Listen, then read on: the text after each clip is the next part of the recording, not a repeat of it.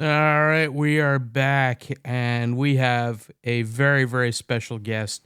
Not that any of our previous guests haven't been super special, but I mean it. This is the biggest get of the podcast history. He's sitting there looking very uncomfortable right now. But ladies and gentlemen, Mr. Brian Dobbs. Hey, Sam. Hey, welcome back. How we doing tonight? Great, man. I'm back here as a guest. Well, you're the podcast co-host emeritus and founder.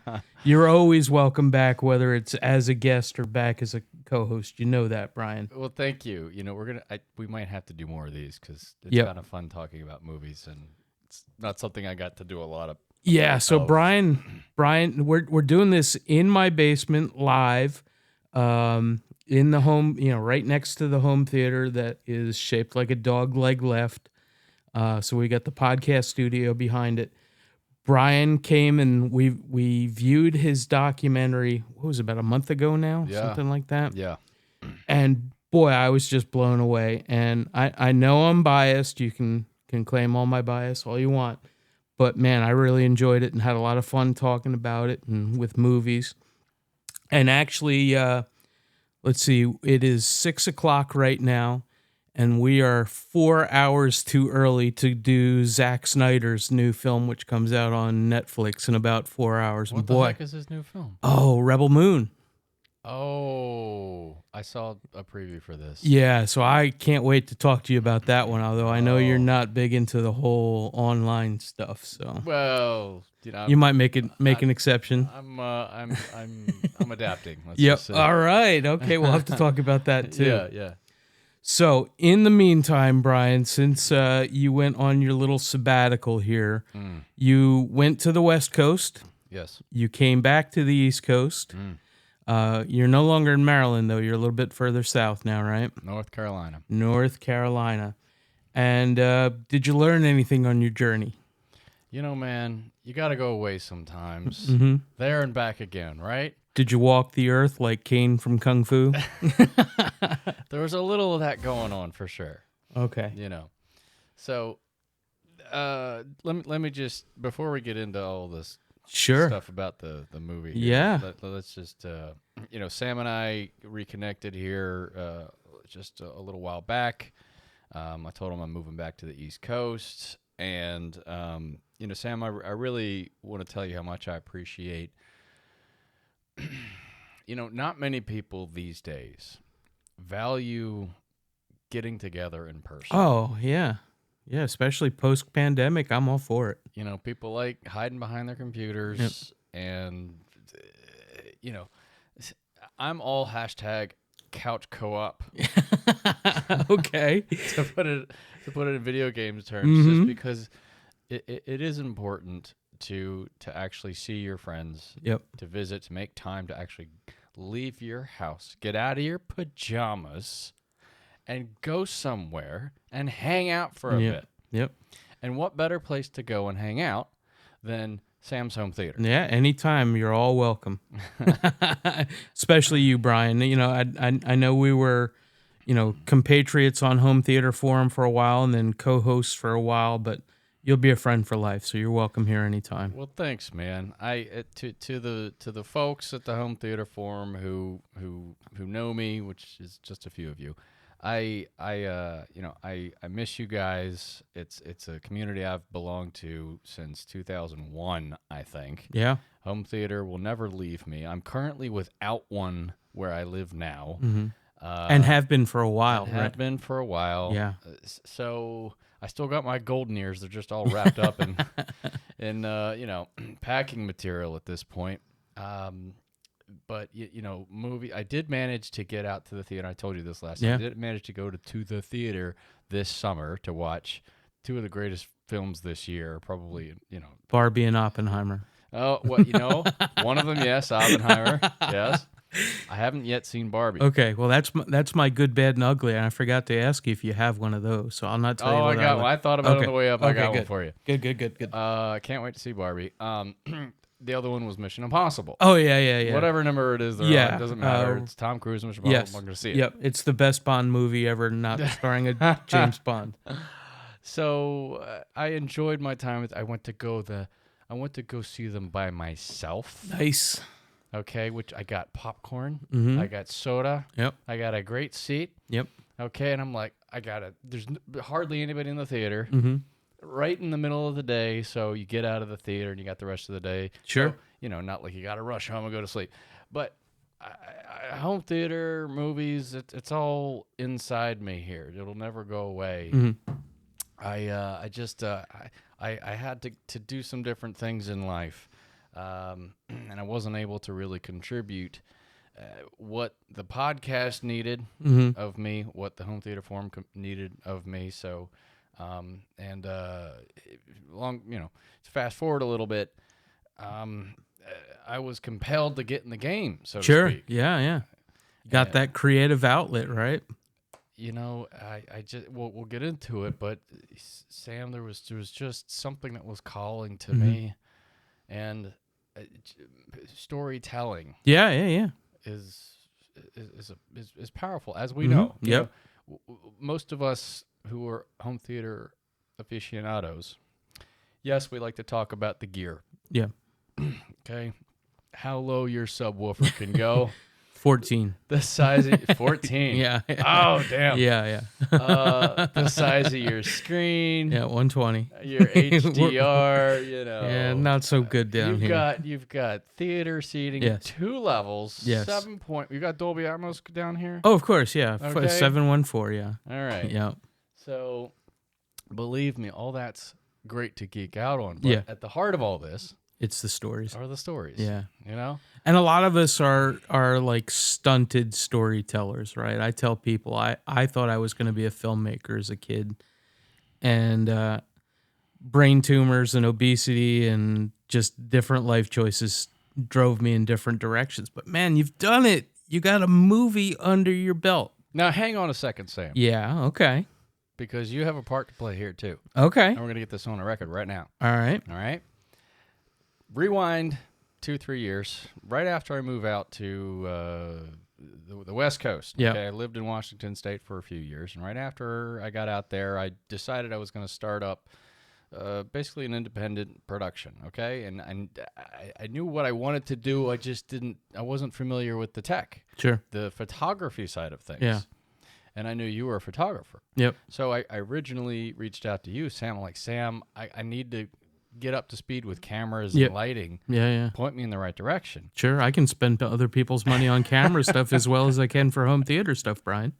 So Sam, I have to say, you were the one who helped me first get back Cool. into. I've used camcorders 20 years Yeah, ago, yeah. but nothing like pro technology. No pro gear or anything. So you talked to me about mirrorless cameras. We talked about, which ones did video. I was more interested in the video side of things. Sure, yeah. But I knew that DSLR cameras were doing video. Right. You know, and you could use the different lenses and I'd goofed around with that a little bit, but never really did anything professional on the video side. But so I'm glad my advice was helpful. well, yeah. And then you recommended a couple of books. I remember just reading them cover to cover, understanding lighting, Yeah, exposure, all that. Yeah, exposure. Yeah, the book was even called yeah. Understanding exposure. Exposure, Brian right? Peterson, right? Yeah. I mean, Yeah. man, this is great. Yeah, I Just recommend that to everybody. We'll So- put that in the show notes. I gotta thank you, Sam, Well, you're quite welcome. because you just patted me on the back. Yep. So Okay, go do good things. Sent me on my way. Yep. All right, and the project I was working on wasn't related to what we're going to be talking about today, but I learned a lot by doing. Well, it seems you really did, because the tech stuff is amazing, and we'll get into that. Thank you. So Sam, you were at the beginning of this journey. You've been with me. Okay, cool. Okay. Yeah.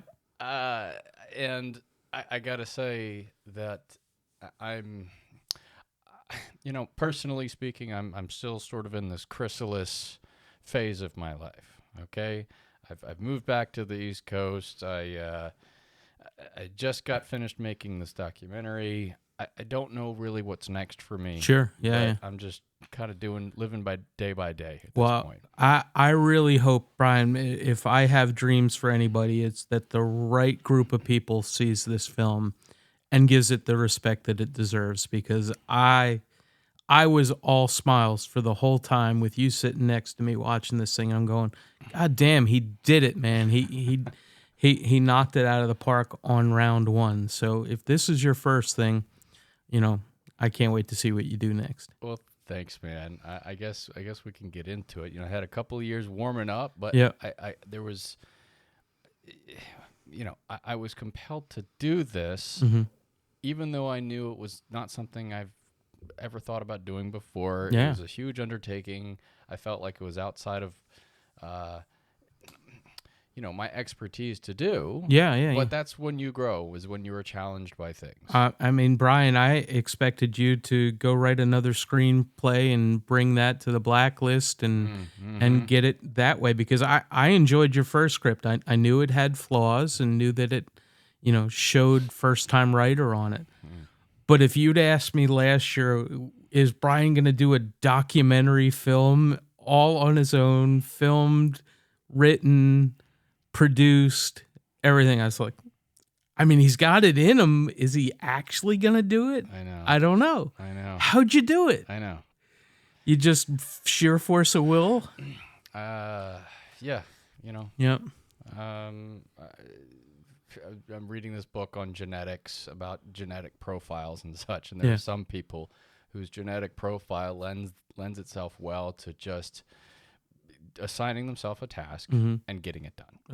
Okay, and they will not let anything stop them. I just so happen to be one of those people. All right. Now, this may not be compatible with other people, so some people might see you as just like totally work driven. You can't relax, man. Yeah. You gotta relax. Okay, I'm not one of those types of people. Yeah. I know I need to do a little bit more relaxing. Yeah. Okay, I get it. The type A. I would never have guessed that from you. I'm not sure it's just type A. Yeah. It's just driven to do whatever it is that you will.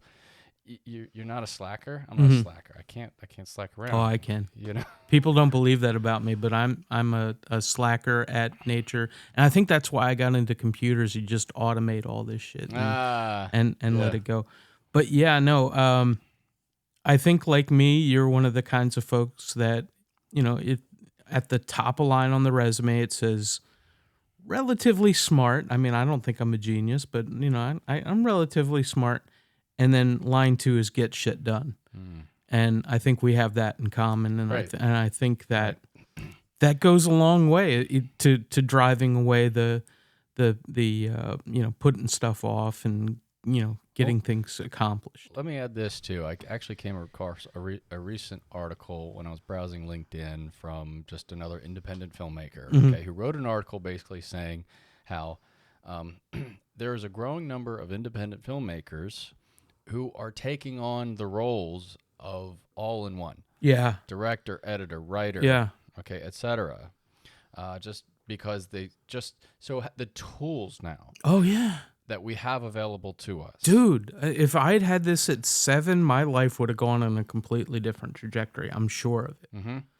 And so we have the advantage of having inexpensive technology to help us do things, and you kind of get the basics of how to do things. And if you point a camera at something, a high quality camera at something, it's going to shoot something really nice. Yeah. Okay. And you can download high quality editing software, yada yada yada. But I have to say, it's not all automatic. No, and you got to start with the idea and the story, right? And that's a bridge too far for a lot of people. Yes, there is that component of it, but what I'm saying here is everything that I've done creatively in my life has led me to this. Yep. Okay, early on I was a musician, which I'll talk about why later, but it directly inspires how I edit. Okay.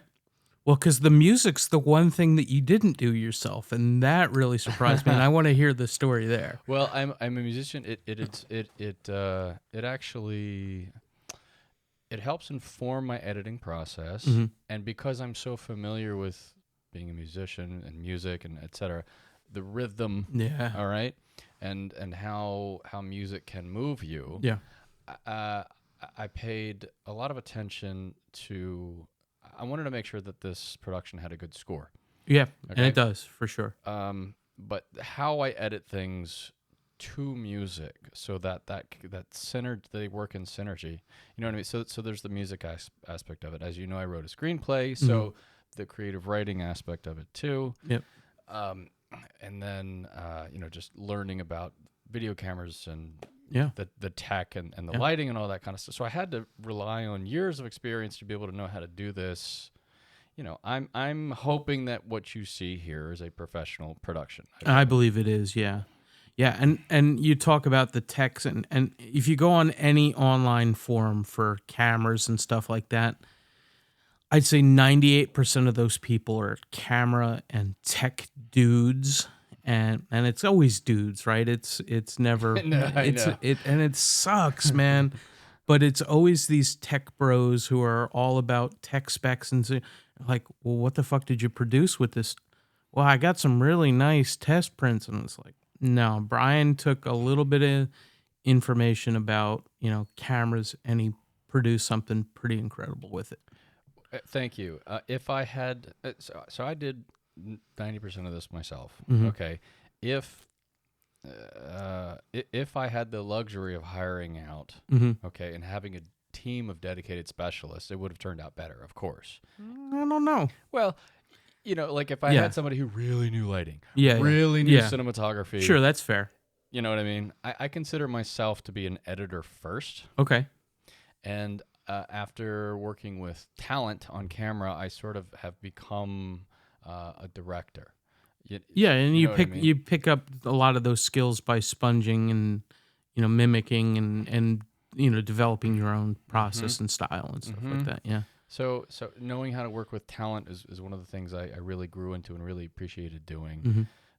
But it all started with editing. Okay. And that's my favorite thing to do because that's where the magic happens. Okay. It all comes together.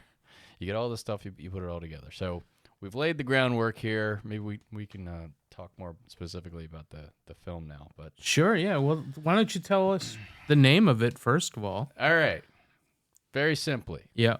Blue Planet Red.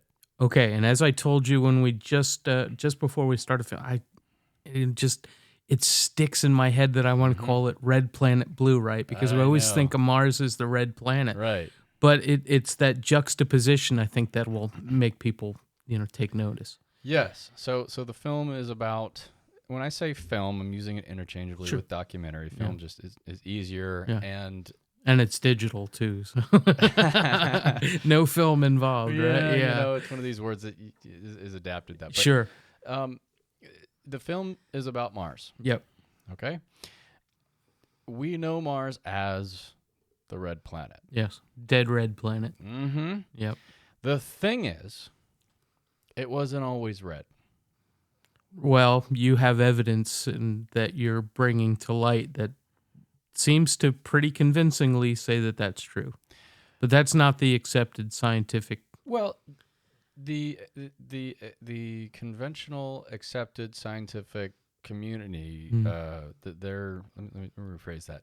The scientific community now generally agrees Mars used to have a lot of water on it. Yep. Oceans, yep. lakes, rivers. We see evidence of that all over the planet. Right. That used to be in contention. Yep. It isn't anymore. No, and there's overwhelming evidence to show that that's the overwhelming case. Evidence, which we talk about in the film. We don't dwell on it because it's so kind of accepted now. We don't need to do a lot of convincing there.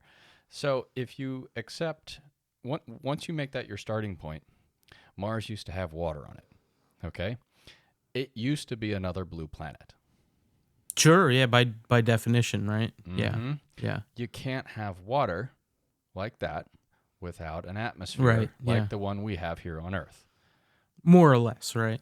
Because the atmospheric pressure requires rather to have liquid water requires a high atmospheric pressure. This is sort of geeky, all right, but it is the whole premise of the movie. Mars used to have a high atmospheric pressure, just like Earth. Yep. It used to have a lot of liquid water, just like Earth. It used to be our little brother, blue planet. Yeah. Okay, and it used to be a blue planet before Earth was a blue planet. Yep. All right, so that's the whole premise. But what happened to it? Mm-hmm. Now it's red. It's dead. The atmosphere is missing. Yep. And there's no more water. what happened to Mars. Yep. And does your film address that? You're darn right it does. Yeah, Sam. sure. Yes. Yeah. And so I guess the conjecture here is that any planet like this could go through cycles of life and verdancy and, blue water and things like that, and then lose it, leading us to think, could this happen to Earth? Yes.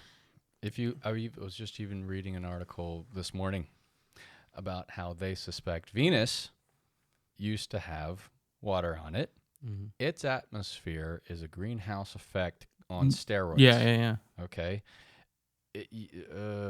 So that's, one of the main concerns about, climate science here on Earth Sure. is if carbon dioxide gets to such an extent, well, the greenhouse effect would heat up the planet and then it could go out of control. We're Right. not going to go off on greenhouse gases here tonight, but there is evidence to suggest that Venus, it's a terrestrial planet. Mm-hmm. Okay, so we have Unlike a gas giant or unlike something. Exactly. Yeah.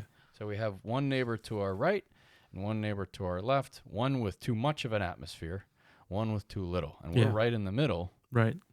Where everything's good. What do they call that? The bullseye zone or something like that? Goldilocks zone. Yeah. Yeah. And we're in danger of either taking ourselves out of that, or there's the old saying, space is hard, right? And space is impossible, right? To find this Goldilocks condition, regardless of whether you've got water or not, is, something worth preserving. Hopefully we'd like to see this go on for, millions, if not billions of years. So, yes. So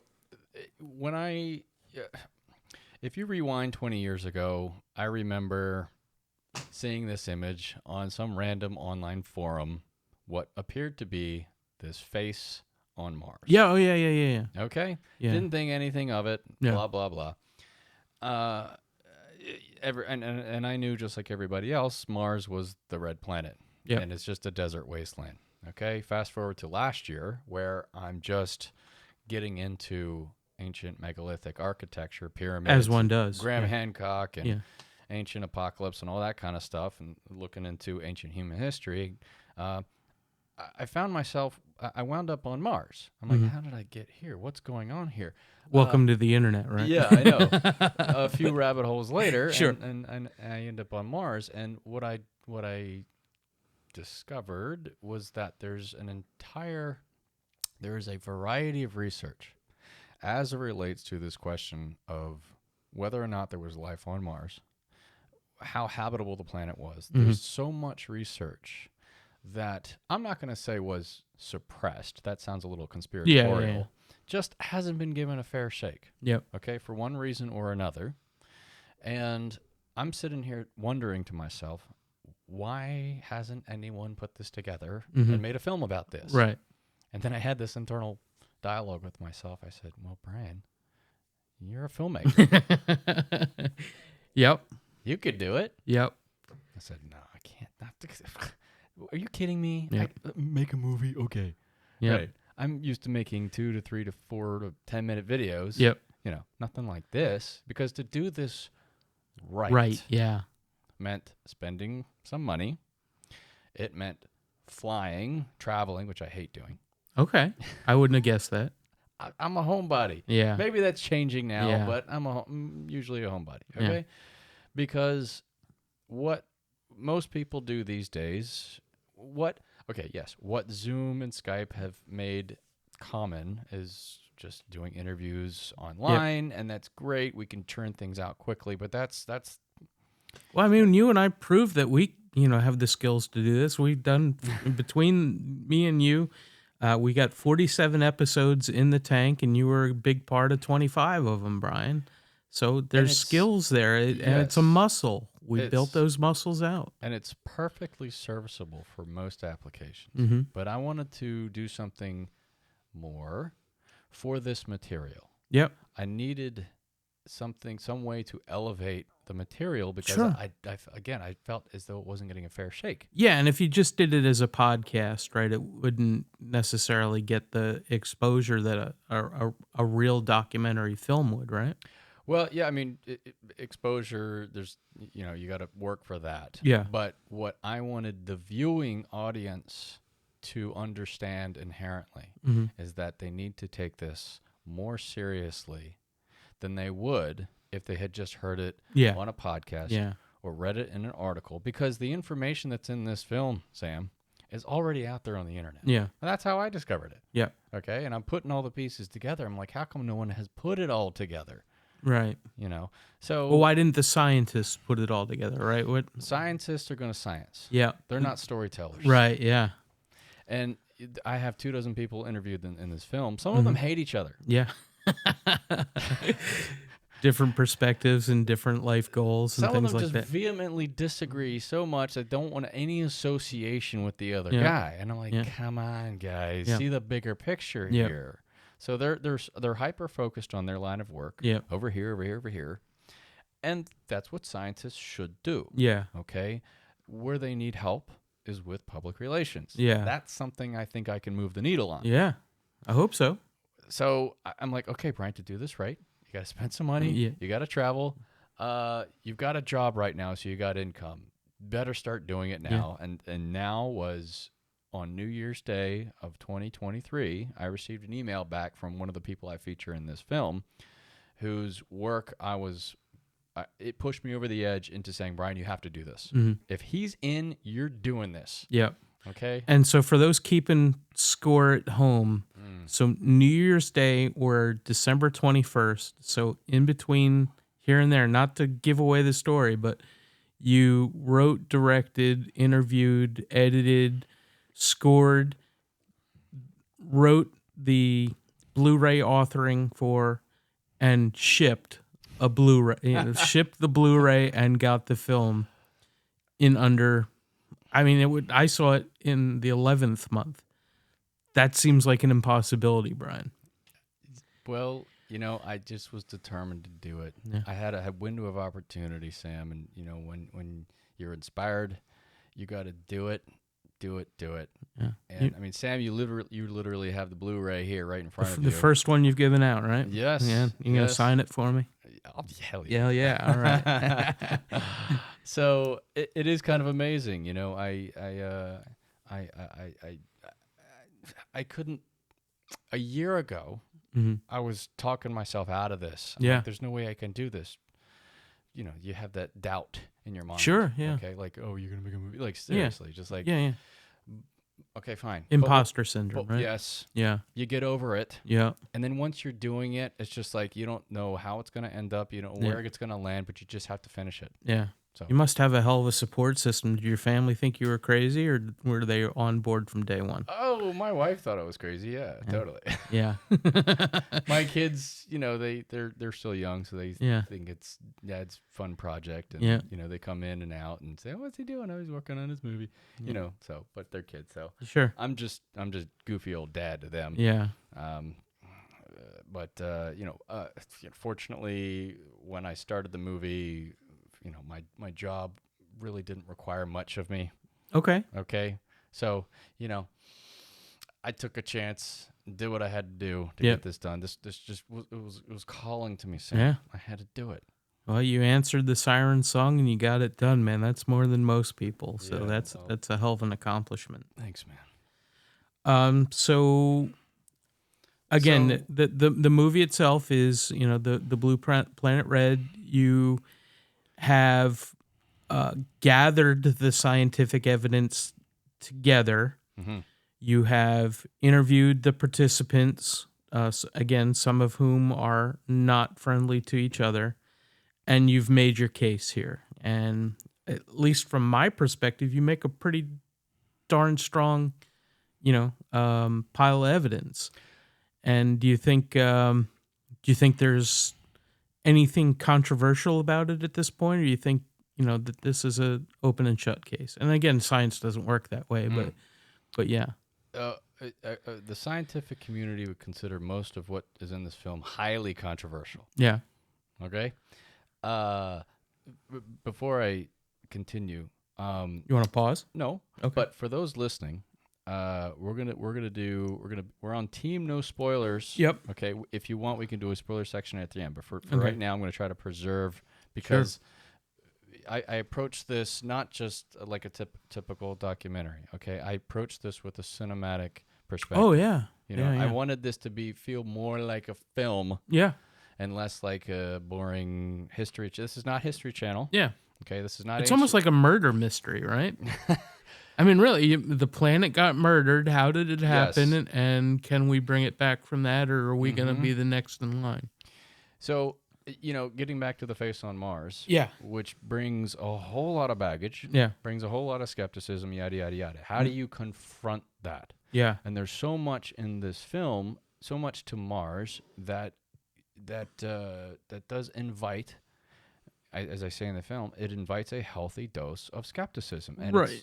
That's fine. That's fair. Right. I mean, all you have to do is go on cable TV, and there's pseudoscience on channel after channel after channel, and there's none of that to be found here. There's this is what we found, this is what we believe, and based on the scientific process, if we learn something different, we're gonna adjust our beliefs and knowledge systems. Yeah. So the most dramatic element of this movie was the one that pushed me over the edge to say, Brian, you have to do this. But before I rolled film, quote unquote, I had to do my due diligence and see if I could disprove this in any way. All right, I'm purposely being vague because I don't want to spoil it. Sure. Yeah. The one major element that really said, Brian, you have to do this. I worked like hell to try to find an alternative explanation that would explain what it is. Right. Almost like the 10th man kind of thing, right? You gotta be the devil's advocate against yourself on it. Yeah. Yes. Okay. Yeah. And there's a lot of that in this film to varying degrees. All right. But what gave me the confidence in moving forward was the fact that while most of this you've probably never heard of, okay, and would probably have no interest in, all right, because I got nothing against the mainstream media, all right, but Mars isn't really a sexy topic. Okay, so it's no wonder that they're not covering it, aside from the rovers that they send up who take these cute little selfies, okay? And every time Elon has something interesting to say about it. Yeah. So kudos, credit to Elon for reigniting our interest in Mars, but it's really the humans to Mars colonization aspect of it, not this question of life and the habitability of the planet. But what I found was the research was so watertight that I felt so comfortable moving forward enough to put my personal and professional reputation on the line. Okay, cool. You know what I mean? Yeah. So, and when I first said, Sam, I got a movie, it's about Mars, you're probably thinking, why the hell is he making a movie about Mars? Well, unless you're Arnold Schwarzenegger. Ah, yeah. You son of a bitch. I told you I'd have the buttons There ready. we go. I made sure Sam had his buttons all queued up, ready to go. So, one way to talk about the film without giving away spoilers here is to ask questions. Sure. Yeah. And I think one question a lot of people want to know is there now or was there ever life on Mars? Right. Yeah. And if we say life on Mars, what kind of life are we talking about? Because rewind just a second.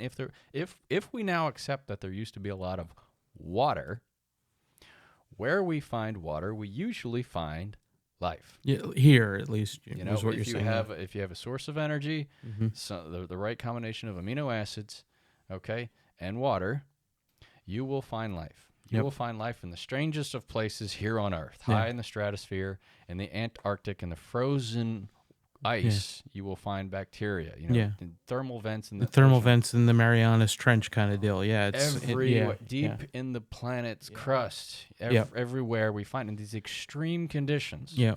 Okay.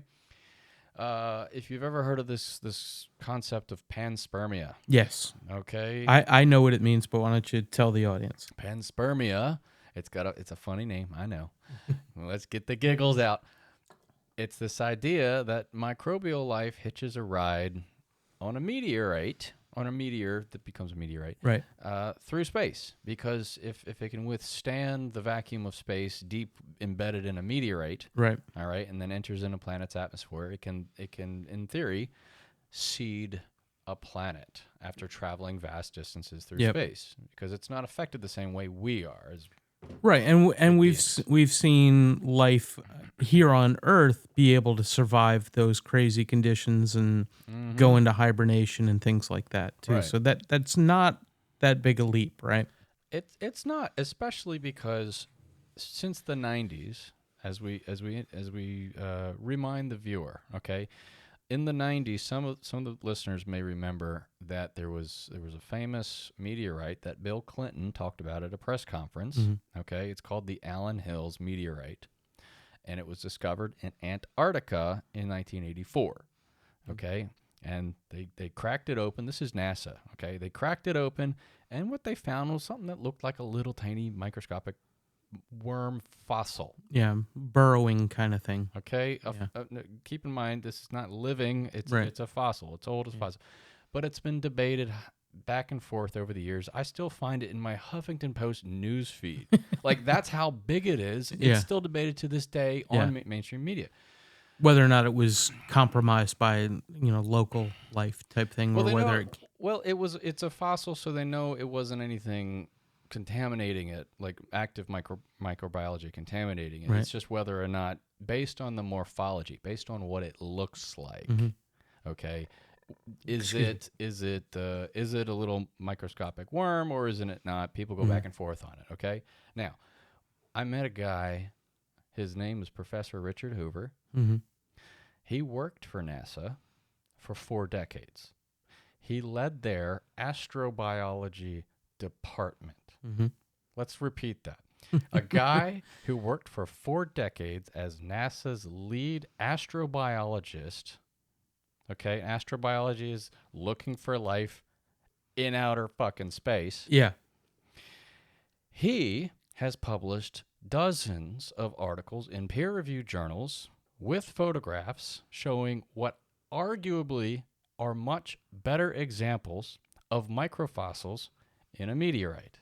Okay? Now, what does this mean? It means, well, as we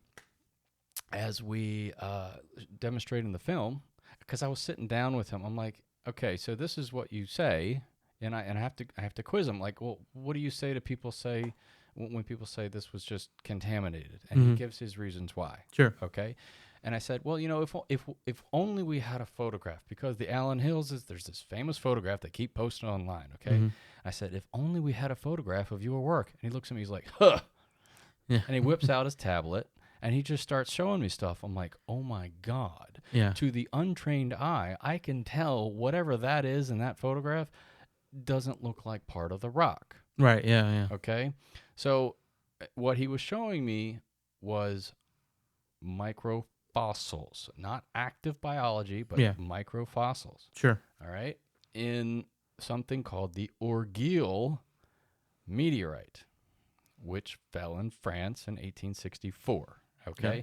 So I don't know how you get any more credible than a NASA scientist who worked as the astrobiology department lead showing us his work. Right. Okay. Now, why you haven't heard of that, why I hadn't heard of that, I don't know. All right. Now, where the meteorite is from is called into question, but we addressed that in the film. But what I'm saying is that here there are better examples answering this question. Okay, is there microbial life elsewhere in the universe? Right. Has it come here to Earth? Can we look at it in meteorites? And as we show in the film, I've got receipts. I wouldn't have made this if I couldn't source back to articles or to official NASA photographs, etc. And it's not just one meteorite, it's multiples that have been observed by more than just a single NASA scientist. Yes It's widespread. Yes. So I'm giving away a little bit of the film here. Yeah. Okay, but I'm only doing so because as a society here, we're already familiar with this concept Yeah. of microfossils, okay, the Allen Hills, all right? And Yeah. all I'm saying is that that's basically our starting point for the film, Okay. all right? Reminding people what they've already seen, Yep. and then elaborating on that. And that's the journey that I take people on, is that's in the beginning of the film. It's what Right. people are kind of familiar with. Right.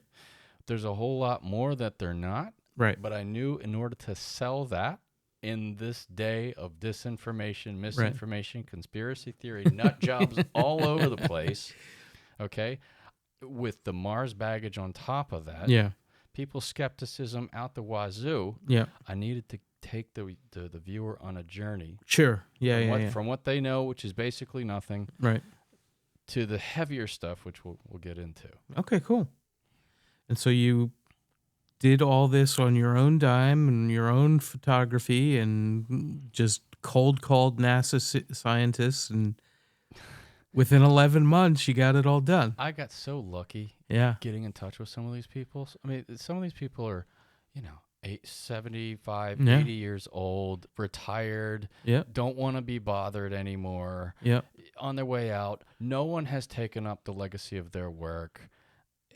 But miraculously, you just start looking online, finding email addresses. Hey, Yeah. do you know this?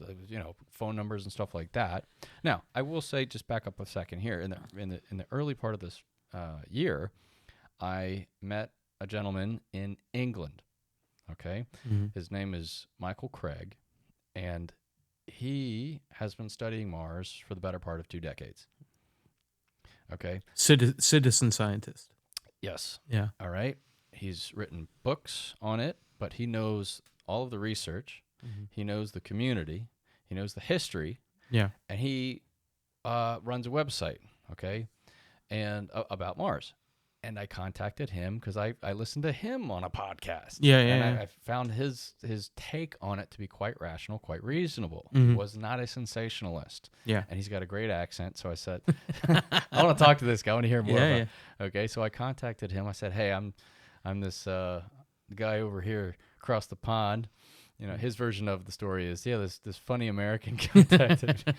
And I said, I want to do this film, and I really like the work that you've archived and compiled on your site. Yeah. Are you interested in partnering with me and making a movie? Yeah. And he just said, yeah, sure. He's real polite, Mhm. really reserved, quiet guy, but he really kept me on the straight and narrow, because Yeah. sometimes I'll want to take something and run with it. And I said, Michael, look what I found on the internet. He says, well, Brian, there's actually an explanation for that. That's, that's not that big a deal. So he's like, he knows the crazy stuff from the Right. real stuff. Okay.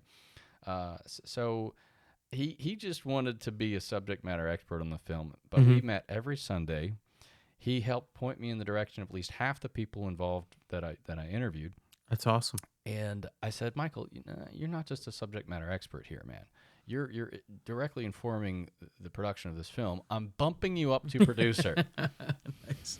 You get upgraded here, Yeah. buddy. And he was, I don't know if I can. Yes, shut up. You're a producer now. Okay.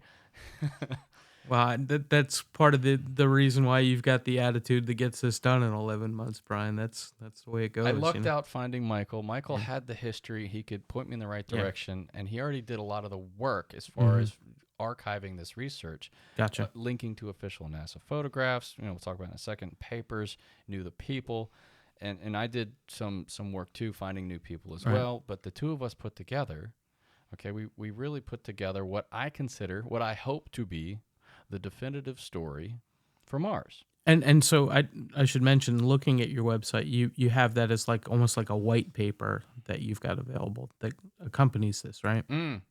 Yes. So, if you don't have 2 hours to kill, the film's 2 hours. I did put together a 2-page. 2 entertaining hours. Yeah. Yes. Thank you. I tried to make it 90 minutes. I tried because I wanted it to be short. There's and a lot sweet, there, Brian. but there's so much, Yeah. and most of it required proper context. Yeah. To address your I know you're going to be skeptical, viewer. I got you. I'm gonna take care of you. Trust me. I know the baggage that comes along with this, but yes, I got a 2-page executive summary on there. If you just want a quick and dirty of it, okay. I mean, we haven't even talked about the heavy stuff yet, but yes. So fortunately, I met him, and I said, okay, I'll fund this thing. I'll travel all over the place just to help steer me and keep me grounded here, Michael. Yeah. And he did a fantastic job. And, you know, It kept you away from the crackpots, it seems, because everybody seems very reasonable and on the straight and narrow. you know, yes, but I will say that you gotta tiptoe around the crack pottery. Yeah. And sometimes the crackpots actually have something to offer. Yeah. Okay.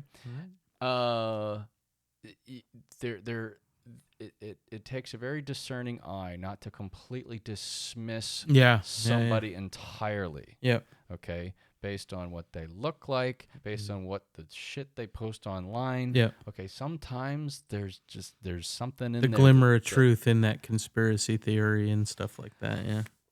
Yeah. So if we're talking about whether or not when we're talking about panspermia, what does that have to do with Mars? Yeah. Well, the Orgeal meteorite, we're just going to give one more mini thing here. Spoiler alert. Okay, I got a spoiler alert. Let me find it. Keep going. Believe me, there's a lot I'm not going to spoil. Yeah. Okay? Trust me. I want you to... Okay? Yep. Mini spoiler. Whoop, whoop. The Orgeal meteorite, okay, Yep. is most likely, as indicated by one of our scientists in the film, originally from Mars. Yeah, and you've got the scientific basis to back that up. Yes. Yeah. Based on its composition. Yeah. Doesn't match Earth, doesn't match we know it's not from Earth. Yeah. We know it's not from here, that we know it is from Mars. Right. Okay. So if we're taking, and once you see these photos, okay, of these microfossils, you don't have to be an expert to realize, oh, is that a rock or not? No, it looks like a little critter. Yeah. It makes the Allen Hills meteorite microfossil look like a joke. Yeah. Like, why are we wasting our time with this? There's so much better. Yeah. So if we're talking about microbial life on Mars, which, by the way, that's a microfossil. Mm-hmm. In 1976, NASA sent the Viking mission 2 orbiters and 2 landers. Yep. The 2 landers landed on complete different sides of the planet and actively tested for microbial life. Okay. Okay. Both landers tested positive for microbial life. Now, Right. NASA says, well, the results are inconclusive.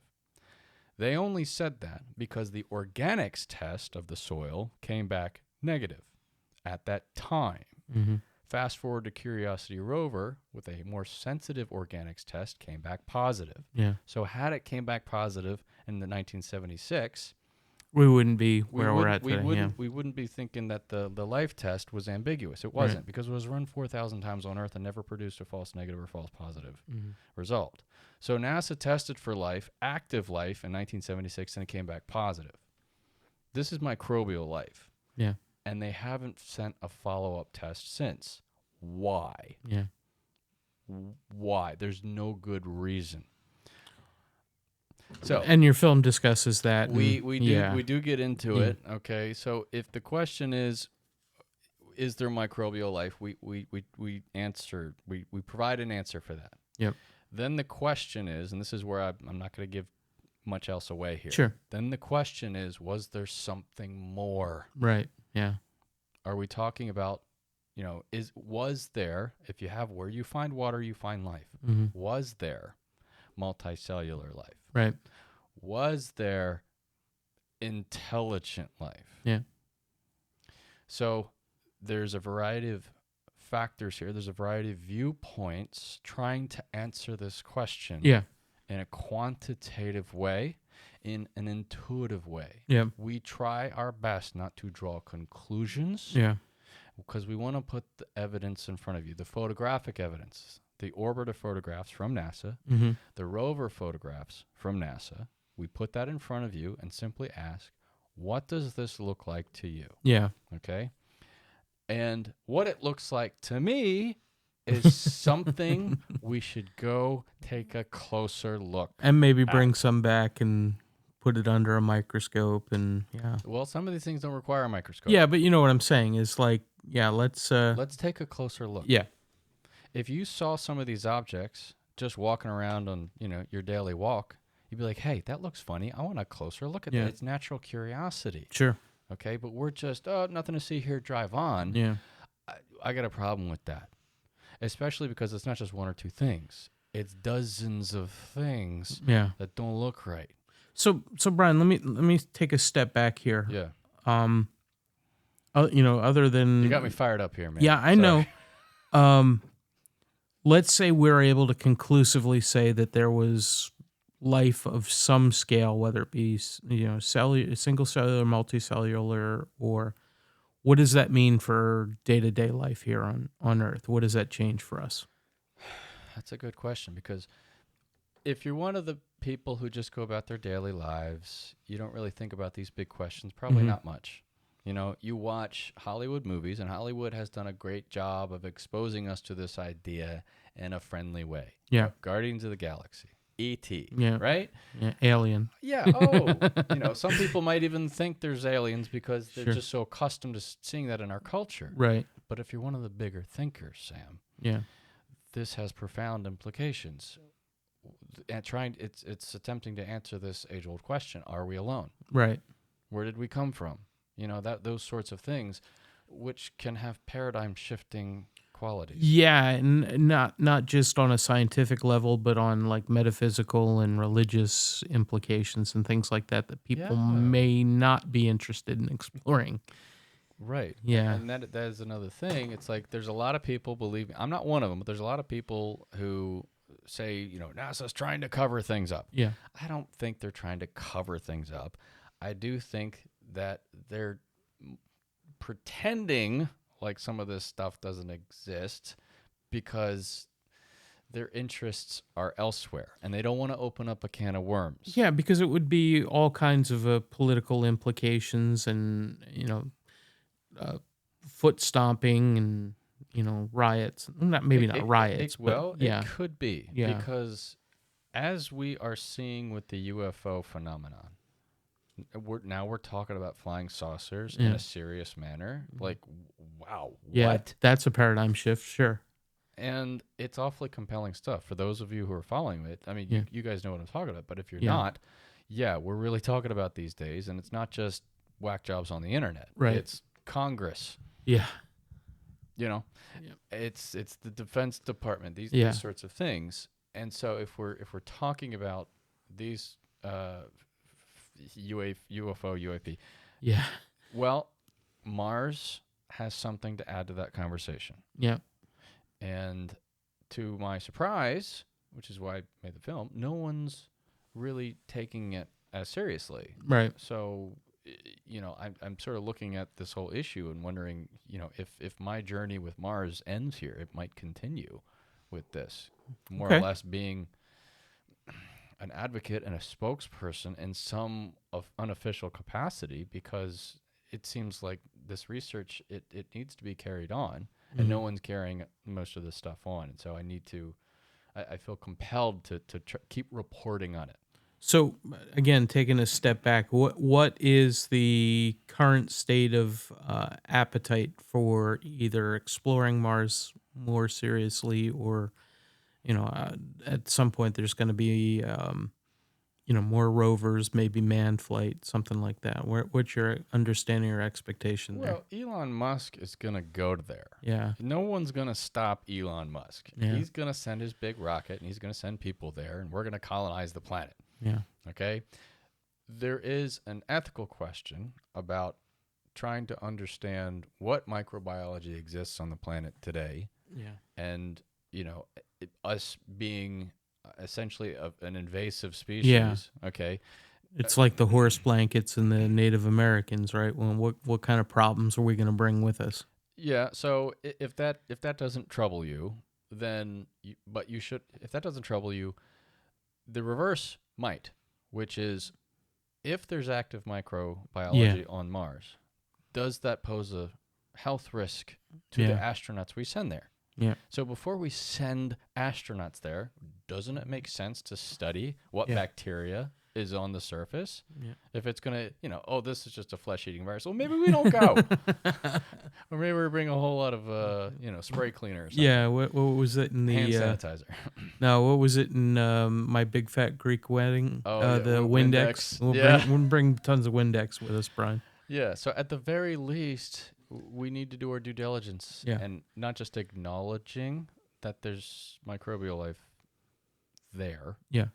But understanding it, okay, coming to terms with that and what that means. But I think I mean there's at least two different United States nonprofit organizations who advocate for the Humans to Mars initiative. Okay, and we interviewed people from one of them in the film. There is an interest of going there. I think there's growing public interest to go there. Yeah. But what a lot of people outline in this film is that, yes, that's great. It would behoove us to understand the history of the planet more because, well, I got to say, what the thing that compelled me, pushed me over the edge to make this film, okay, was the work by one of the people featured in the film. Okay. It kept me up for nights. Well, if you see a whole planet go from blue to red, I would think that we'd like to avoid that. And that's exactly it. Yeah. If we're going from blue to red, if it once had an atmosphere and now it doesn't. Sam, as a fellow film lover, you saw Oppenheimer. I did, yeah. Okay. There was a if we don't, let's not spoil Oppenheimer, okay? Sure. But for those of you who have seen Oppenheimer, there was a question that they had leading up to the initial test. Yeah, I know what you're talking about, yeah. Okay. That they were mostly certain of. There's a near zero near zero, yeah, of some catastrophe happening, right? Yeah. On a grand scale. On a grand scale that they wanted to avoid. Yeah. All right. So we're talking about something quite serious here. Yeah. Oh yeah. All right. And this is what kept me up. I'm not kidding. I was frightened by this. Okay. And in my opinion, I not only think it rivals the crazy shit you hear about UFOs, alien abductions, of which there are credible testimony. There's credible testimony there, okay? Because when you hear the same kind of story from people who are unrelated to one another all over the planet, over history, you start hearing some of the things. It just seems like there's something there, okay? A through thread. Communion with Christopher Walken. Yeah. All right. The whole movie was about this specifically. Yeah. Okay. I watched it, and it's a little cheesy when you watch it now, but if you watch it through the lens of the time, it's actually quite scary. But I read the book before I saw the movie. Yeah. He got how many tens of thousands of letters from people writing in to him? Like, I'm sorry, that's just something there. Yeah. All right. It's frightening. I try not to spend too much time thinking about it, okay? But with the story on Mars, in my opinion, there is something even more frightening. Yeah, and we've got no evidence collected one way or the other here. Well, supporting... No, what I'm saying is as far as what caused the shift, right? No, we do. Oh, we do? We do. Okay, yeah. And...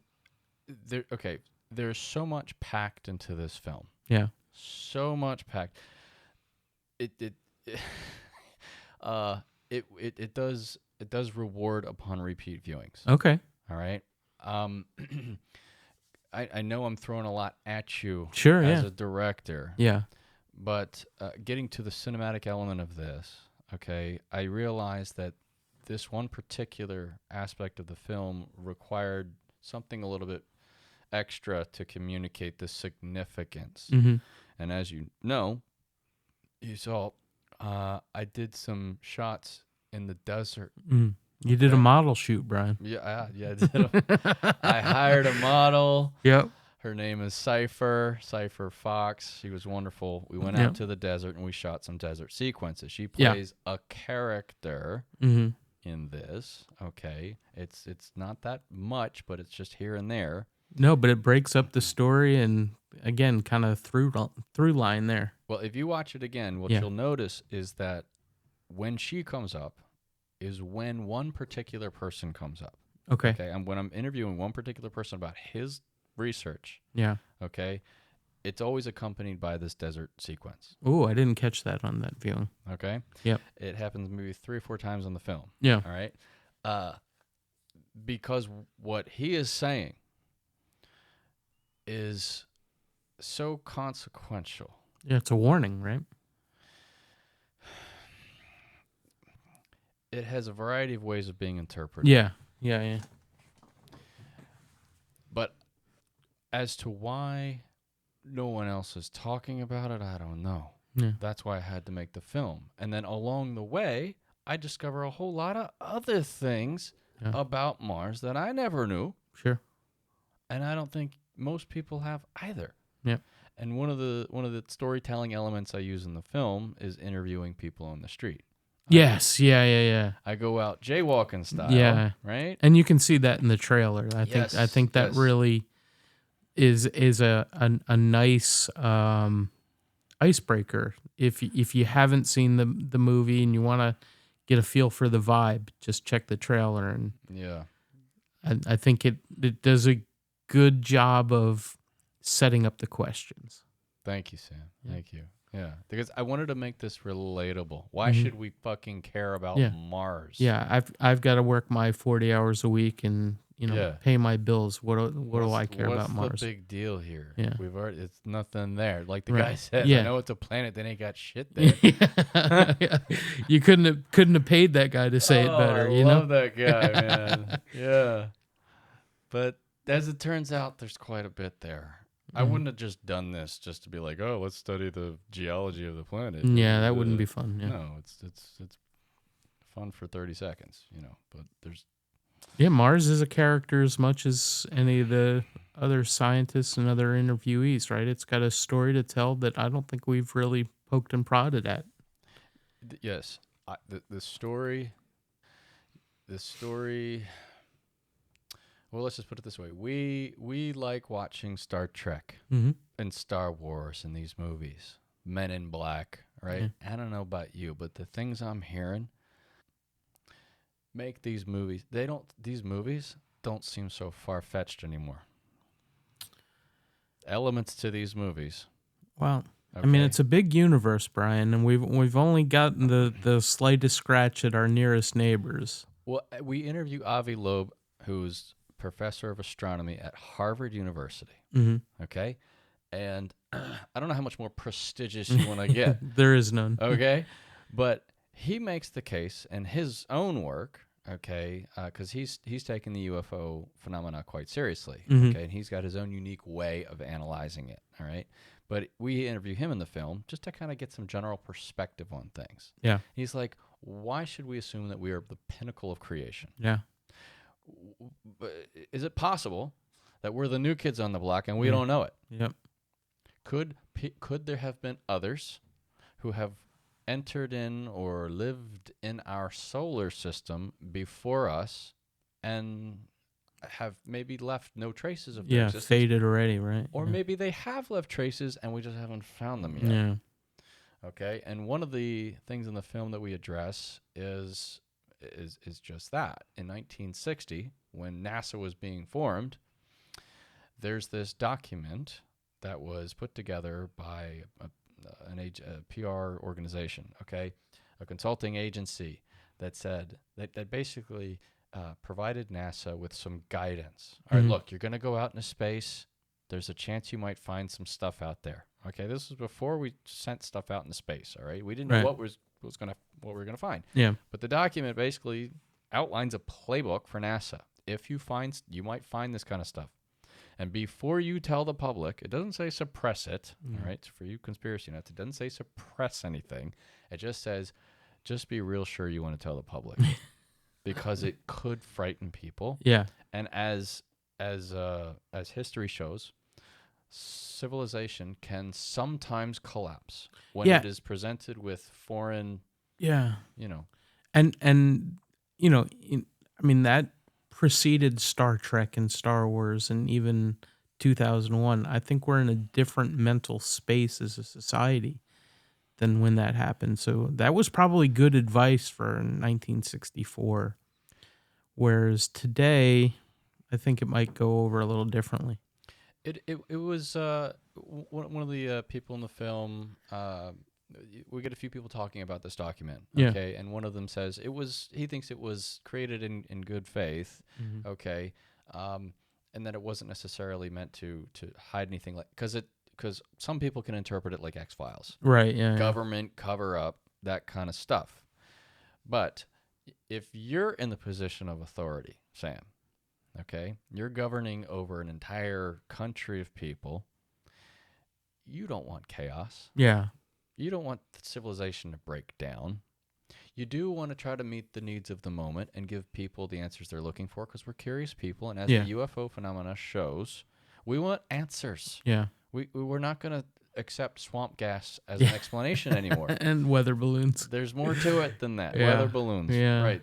I'm hearing so many things from so many different credible sources, okay? And they're backing things up, right? We have insiders. We have whistleblowers. They're within the government agencies coming forward now. Well, that sounds like your sequel, Brian. We'll see how this one goes over first. Sam, can we talk about the Blu-ray? Yeah, let's do that. I think you've done a pretty good job at talking about what the movie is, and we don't want to give away too much. No. But we do want to make sure that our Home Theater Forum and Home Theater United listeners, go out and check it out. So let's talk about the tech specs and the Blu-ray and how you got to authoring that too, and we'll let them explore the rest of the story of the Blue Planet Red on their own. Thank you. Yeah. First things first. I'm a home theater nut. Yep. I couldn't make a movie and not make a home physical media release. Yeah. So it's on Vimeo. Yeah. All right. You can rent it or buy it on Vimeo. Get it today, right? I mean, you can. Yes. Go right now and download it on Vimeo or stream it on Vimeo.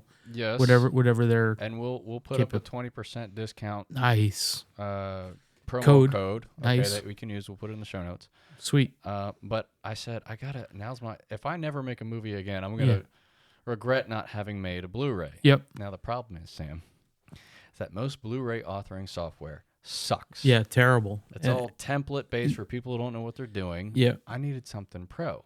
Right. All right. Long story short, I got something pro. Okay. All right. It was a whole lot of trouble. Yeah. But I put something together. Mm-hmm. I needed a custom menu. Please, can I just have a custom menu? That's all I'm asking. Okay. All right. So I haven't seen it yet, so I only saw I saw it on a thumb drive. Well, so. I showed Sam just a video file on a thumb drive, right? But I said, okay, if I'm going to do this for my buddies on a home theater forum, they're going to expect something nice. All right? Yeah. I don't want to throw this in as it's like home video, Mm-hmm. right? I need something pro. All right. So fortunately, yes, you can still get discs manufactured with Blu-ray packaging, even shrink wrapped. I'm like, shrink wrapped. It's great. And it's probably even more economical than when Blu-rays first came out, right? I mean, it wasn't bad. Yeah. You're not talking like a $10,000 authoring fee or anything like that, right? It's quite affordable. Yeah. Relatively affordable. So I said, because you did all the work yourself too. Yeah. Yes. Yeah. Fortunately, I have a background in digital media. Yeah. So authoring DVDs and Blu-rays and designing websites, you can fit the file formats and figure out what size pages to build and things like that. Yeah. I know a touch of graphic design. Yep. Okay. I did hire a graphic designer for the graphic elements in the film. Okay. Which are minimal but very pro, which outside of my wheelhouse. But for the Blu-ray, so I put this Blu-ray together. Now, exclusive to home video, I also added 35 minutes of behind the scenes. Oh, I look forward to watching that. Yeah. Okay. It's not really a making of. It's just really the scenes, like the funny moments, like we were talking about, like the funny moments before you're recording or after you're recording or during. Yeah, because these scientists are real characters, right? I mean, some of them have, and they wanted to tell their story for a long time. So I think you've given them the outlet for that. I wanted to humanize them. Yeah. They're not just boring. Some of them are boring, but not the ones in the film. they're not just dudes with lab coats working with beakers in a laboratory. Yeah. Okay. They are people. They have something to say. And yes, quite often they are characters. Yeah. I'm like, who the hell? This guy's funny. Yeah. You know? So you'll see the different personalities in there, but these moments I've included in the 35 minutes of behind the scenes footage. It's funny. I've watched it twice. It's just funny. Yeah. And it captures, you know, I take you along with me on my journey. Yeah. Meeting all these people going all over the country. Yeah. Now, I did interview somebody in Wales, and I hired a videographer to do that. Okay. I conducted the interview over Zoom, but I hired a guy to go shoot it for me. All right. You know what I mean? So it looks like I was there and shot it in person. Oh, neat. One other guy in Iowa I couldn't get to, so I hired a videographer who had to travel 2 hours just to get to this guy's house in the middle of nowhere. But so the Blu-ray, I'm like, okay, all right. Now, let me ask you, Sam. Okay. Tech specs here, okay? 178:1. Okay. All right? Yep. It'll fill your screen. Yeah. We've had this conversation, Brian. All right? Yep. All right, so we're good there. I shot this at 30 frames per second. Okay. Now, for the technical folks out Yeah. there, this really means 29.97. 99. Yeah. Okay, Yeah. we'll just say 30 for simple. I did Yeah. not shoot this at typical film frame rate 24. Okay. All right. So that was a distinctive choice then. Yes, I decided to do this because I forecasted that most people who are going to watch this are going to watch this on their computers. Yeah. Now, you tell me, has computer technology, has computer monitor technology advanced to display 24 frames per second natively? I know projectors can do it. I think some of the OLED monitors can do, what do they call it, a 3:2 pull down or something like Well, that. hang on a sec. Projectors can do native 24. Yeah. Okay? Yeah. TVs can do native 24. Yeah. As far as I knew, monitors can only do 60. No, well, I mean, that's what I'm saying. The new OLED monitors, they're essentially just like an LG G3. Then they'll do 120 frames per second and then recalculate it down to 3:2 and stuff like that. But 120 is a multiple of 60. Right. But I'm saying they've got what they call the 3:2 pull down, I Yes, think. but the 3:2 pull down adapts 24 into 30. Maybe I got it backwards then. I don't know. And this is the stupid technical thing, the home theater in me. Yeah. You know, we don't, back in the DVD days, when you got a DVD at 24 frames per second, but you only had a TV that could play at 30, it had to do that 3:2 pull down, which most people don't give a shit about. Yeah. But us techies were like, well, it introduces artifacts and the frames and it has to Yeah, introduce the stuff, judder and all that. all that kind of shit. Yeah, and I'm yeah. like, I don't want any of that complication. Okay. And I know if I shoot it at 30, no matter what monitor you play it on, It's going to be perfect. There's no 3:2 pull down. Yeah. So what do you think? I thought it looked terrific. It looked very cinematic, and when I watched it, I didn't know that it was at 30 because you run the risk of that. The soap opera effect and stuff like that too, and I didn't see any of that. Well, the disadvantage is it doesn't. In my opinion, I can see that it doesn't necessarily have that film look. To me, it looks a little bit more like video, like just regular video. 30 is this tried and true standard, 30 frames per second, like we've always had since the beginning of time. Okay, so it doesn't have the 24 frame look, right? But maybe you didn't notice that so much. I don't know. No, because you nailed the cinematography and you nailed the story and stuff like that. So that really didn't. So for the listeners here, yeah, I want to know what you guys think. All right, should I have done this at 24 and just forgot about the 3:2 pull down and all that nonsense? When I recommended the cameras and stuff to you, I think I recommended that the great thing about the Lumixes and stuff like that was that you could film in 24. Yes. And Well, the so Lumixes are great. You can do from 24 all the way up to 240. 240, so you get the super high speed slow mo and all Oh, that. and I Yeah. love that slow mo. Yeah, I it's love fun. it. Yep. I use it in the film. Okay, Yep. so that's the one technical thing that was in the back of my mind. I assume most people are going to watch this on a computer, Yep. which has native 60, 30, 60, 120, Yeah. that sort of refresh rate. Now, we'll take a slight tangent. We'll come right back to Blu-ray. Yeah. Because I am submitting this to film festivals. Yeah. And it's already got accepted into one. Nice. Congrats. Thank you. But if Can you tell us which one? it's American Golden International something or other. It's got a long name to it. But Gotcha. I've submitted it to 16. Okay. In the spring, I'm going to submit it to more. Okay. But what this means is, if you get accepted, it's actually going to play in a fucking movie theater. Yeah. And sometimes it says you must submit it in this particular way, a digital cinema package, a DCP file, which forces you to put it into 24 frames per second. Oh, okay. So if it plays in the theater, I'm going to have to get it into 24 anyway. Oh, so you haven't done that conversion yet? I've done it. Okay. I've done it. So it's all ready to go. Yeah. I'm just saying, like, it's like, okay, I'm trying to serve this technical side and this technical side, different things. So the packages I've worked with include like Final Cut Pro X, Final Cut Pro 10, whatever they want to call it. So it's just like a switch. And so was it more complicated for you doing that, or was it just... it's just an export selection. Yeah, You can okay. export to MP4. And or have you export watched to- it in 24? No. Okay. When you export to a digital cinema package, it Yeah. exports in all these really funny looking files. Yeah. I don't know if you can play it from the computer. I didn't try. Yeah. Maybe you can. I don't know. But I haven't. Well, that's your homework. Yeah. So anyway, but back to the Blu-ray. It's only stereo. I thought about mixing in a 5.1 for 3 minutes. Yeah. And like, sorry, that's just one step too much. Yeah. It's unnecessary. It's mostly just talking heads. Yeah. But with music. Let's talk about that music. Yeah. Mm-hmm. Do you want to jump into that now, or you want to talk about the tech? Sure. So tell us who does the majority of your soundtrack music.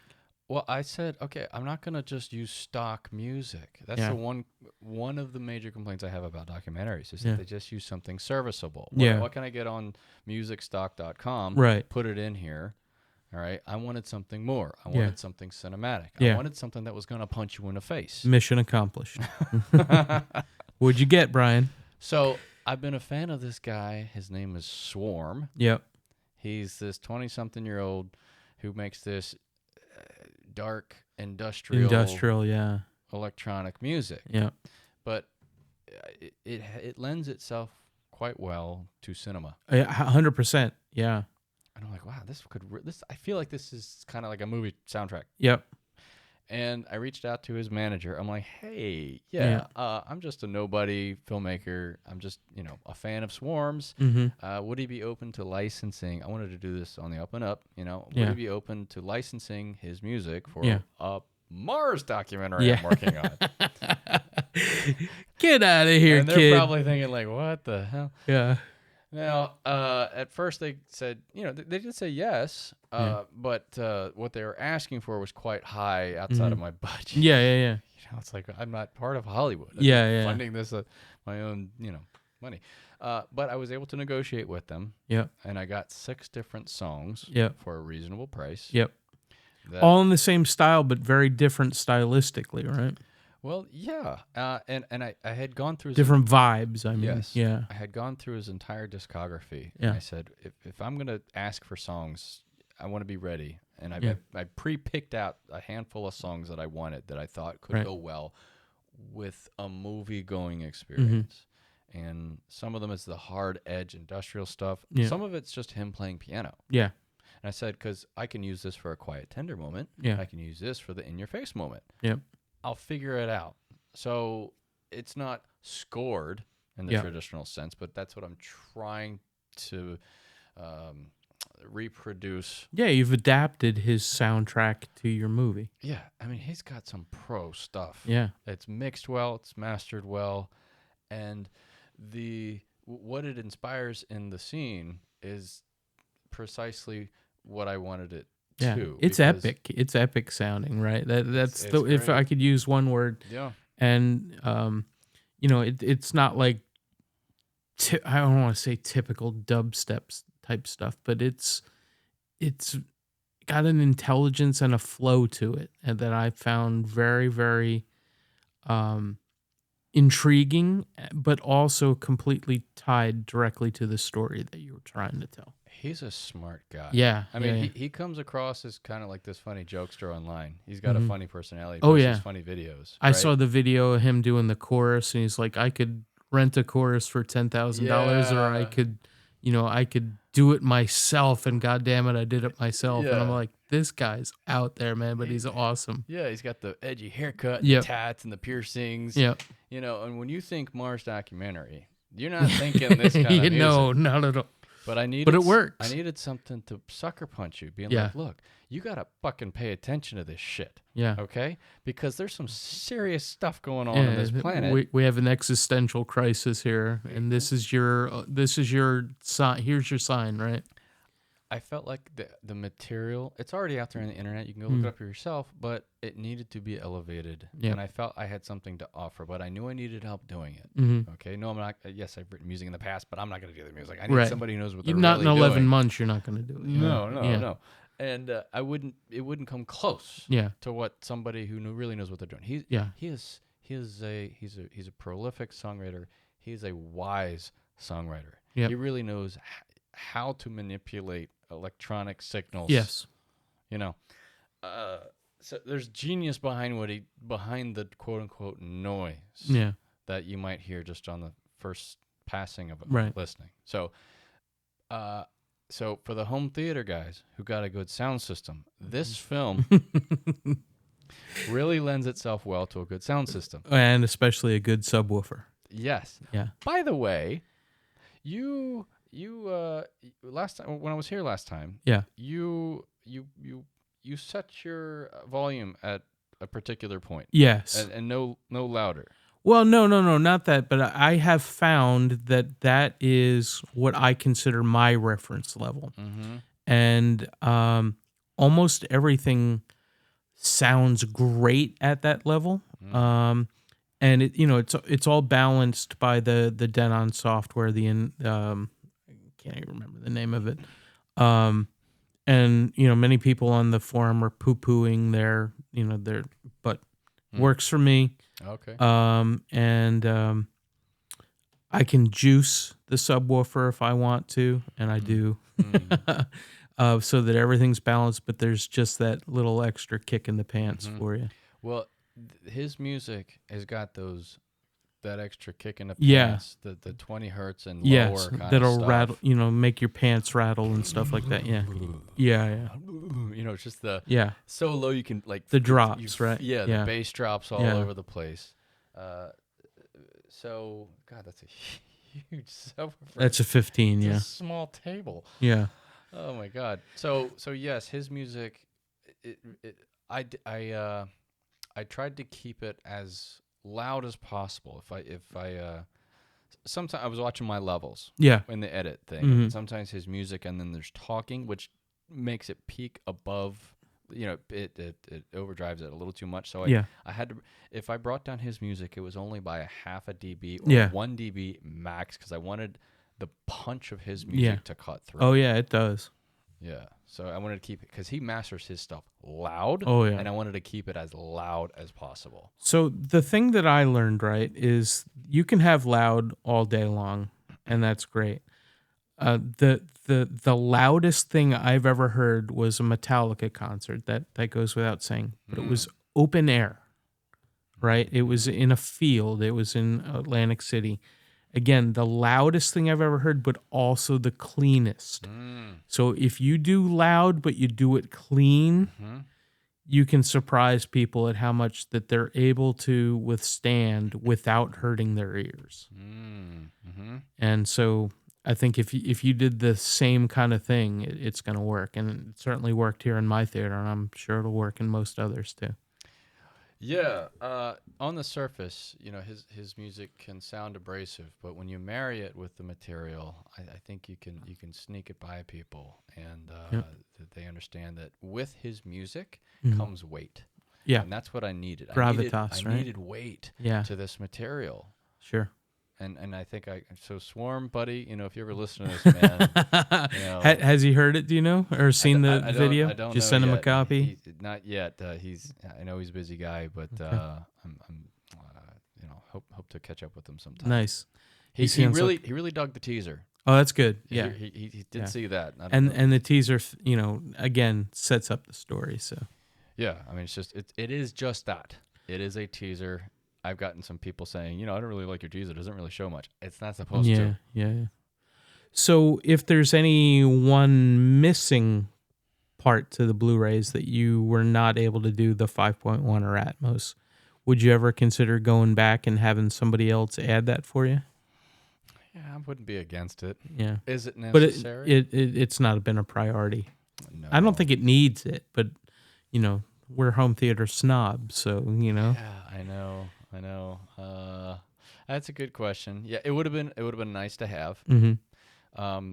One of the things that I spent a lot of time on, okay, that I didn't expect to, was captions. Oh, really? And we didn't watch those when we saw it, right? No, I mean, because I'm like, okay, for those of you who are hearing impaired, I'm gonna be, I want this thing to be up to code, so to speak. So, fortunately, software is so good now that it generates auto captions. Oh, you had the software do it for you. Premiere has it built in. Okay, and that's what you authored in Premiere? I did the video editing in Premiere. Okay, and it will generate captions automatically. It gets it about 85% right. And so you can go back and edit that? Yes. And then will it do translations after that, or you got to send it to Google, or did you do that, or it was only English? It's just English. Yeah. Okay. So Premiere does 85% right. So I got to watch the whole film and make sure the spelling's right, the grammar's right. Sure.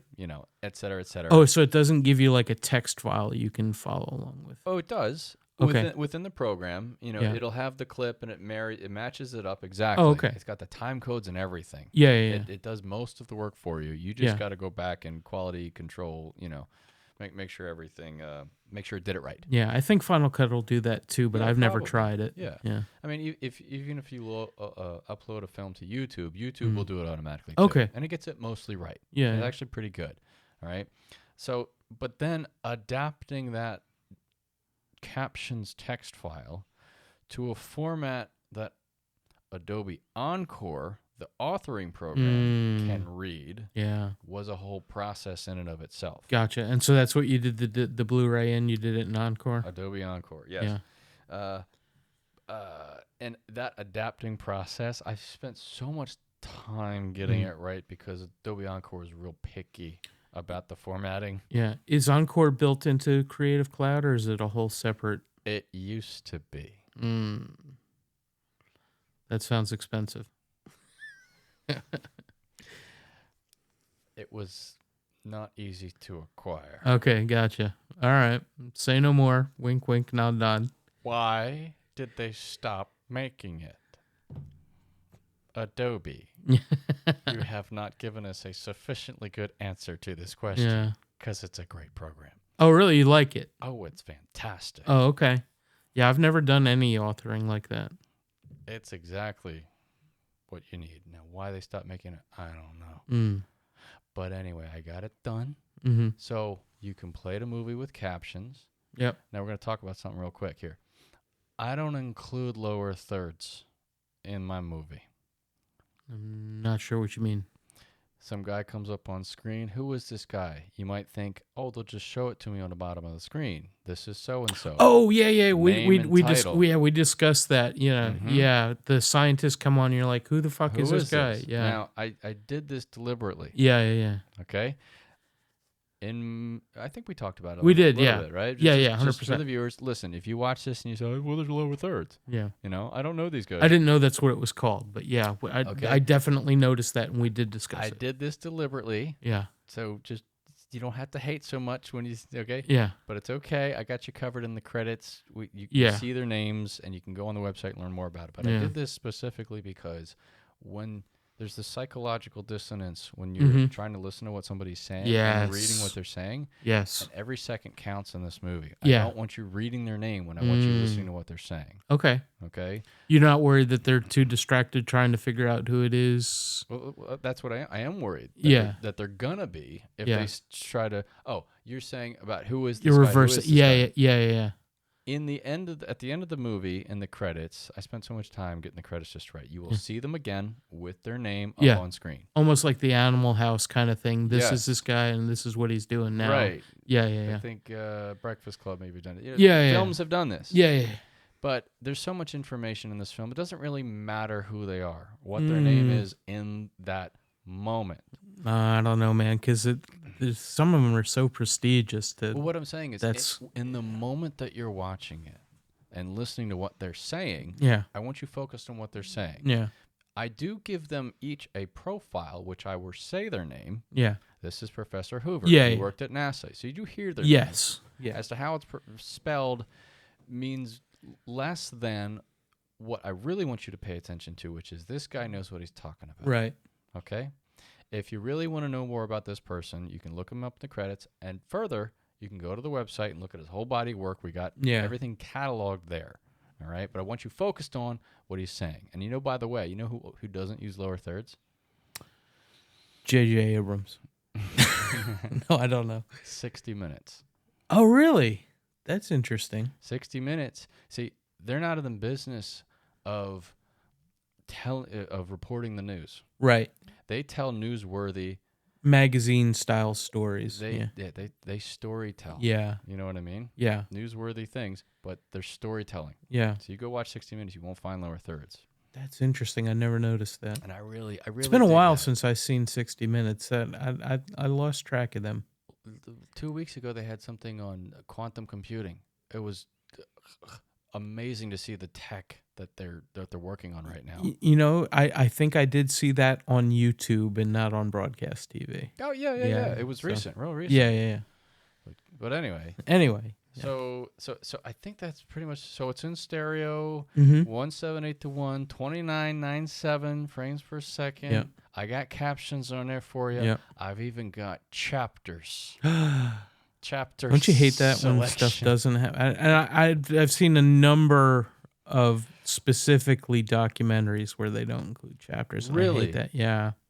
I wanted to get this thing out quickly. I did have a moment where I was like, "Don't really need to do chapters." Yeah. Who goes into chapters? Everybody. Okay. Well, you know what? I said, you're doing it once. Do it right, goddammit. Yep.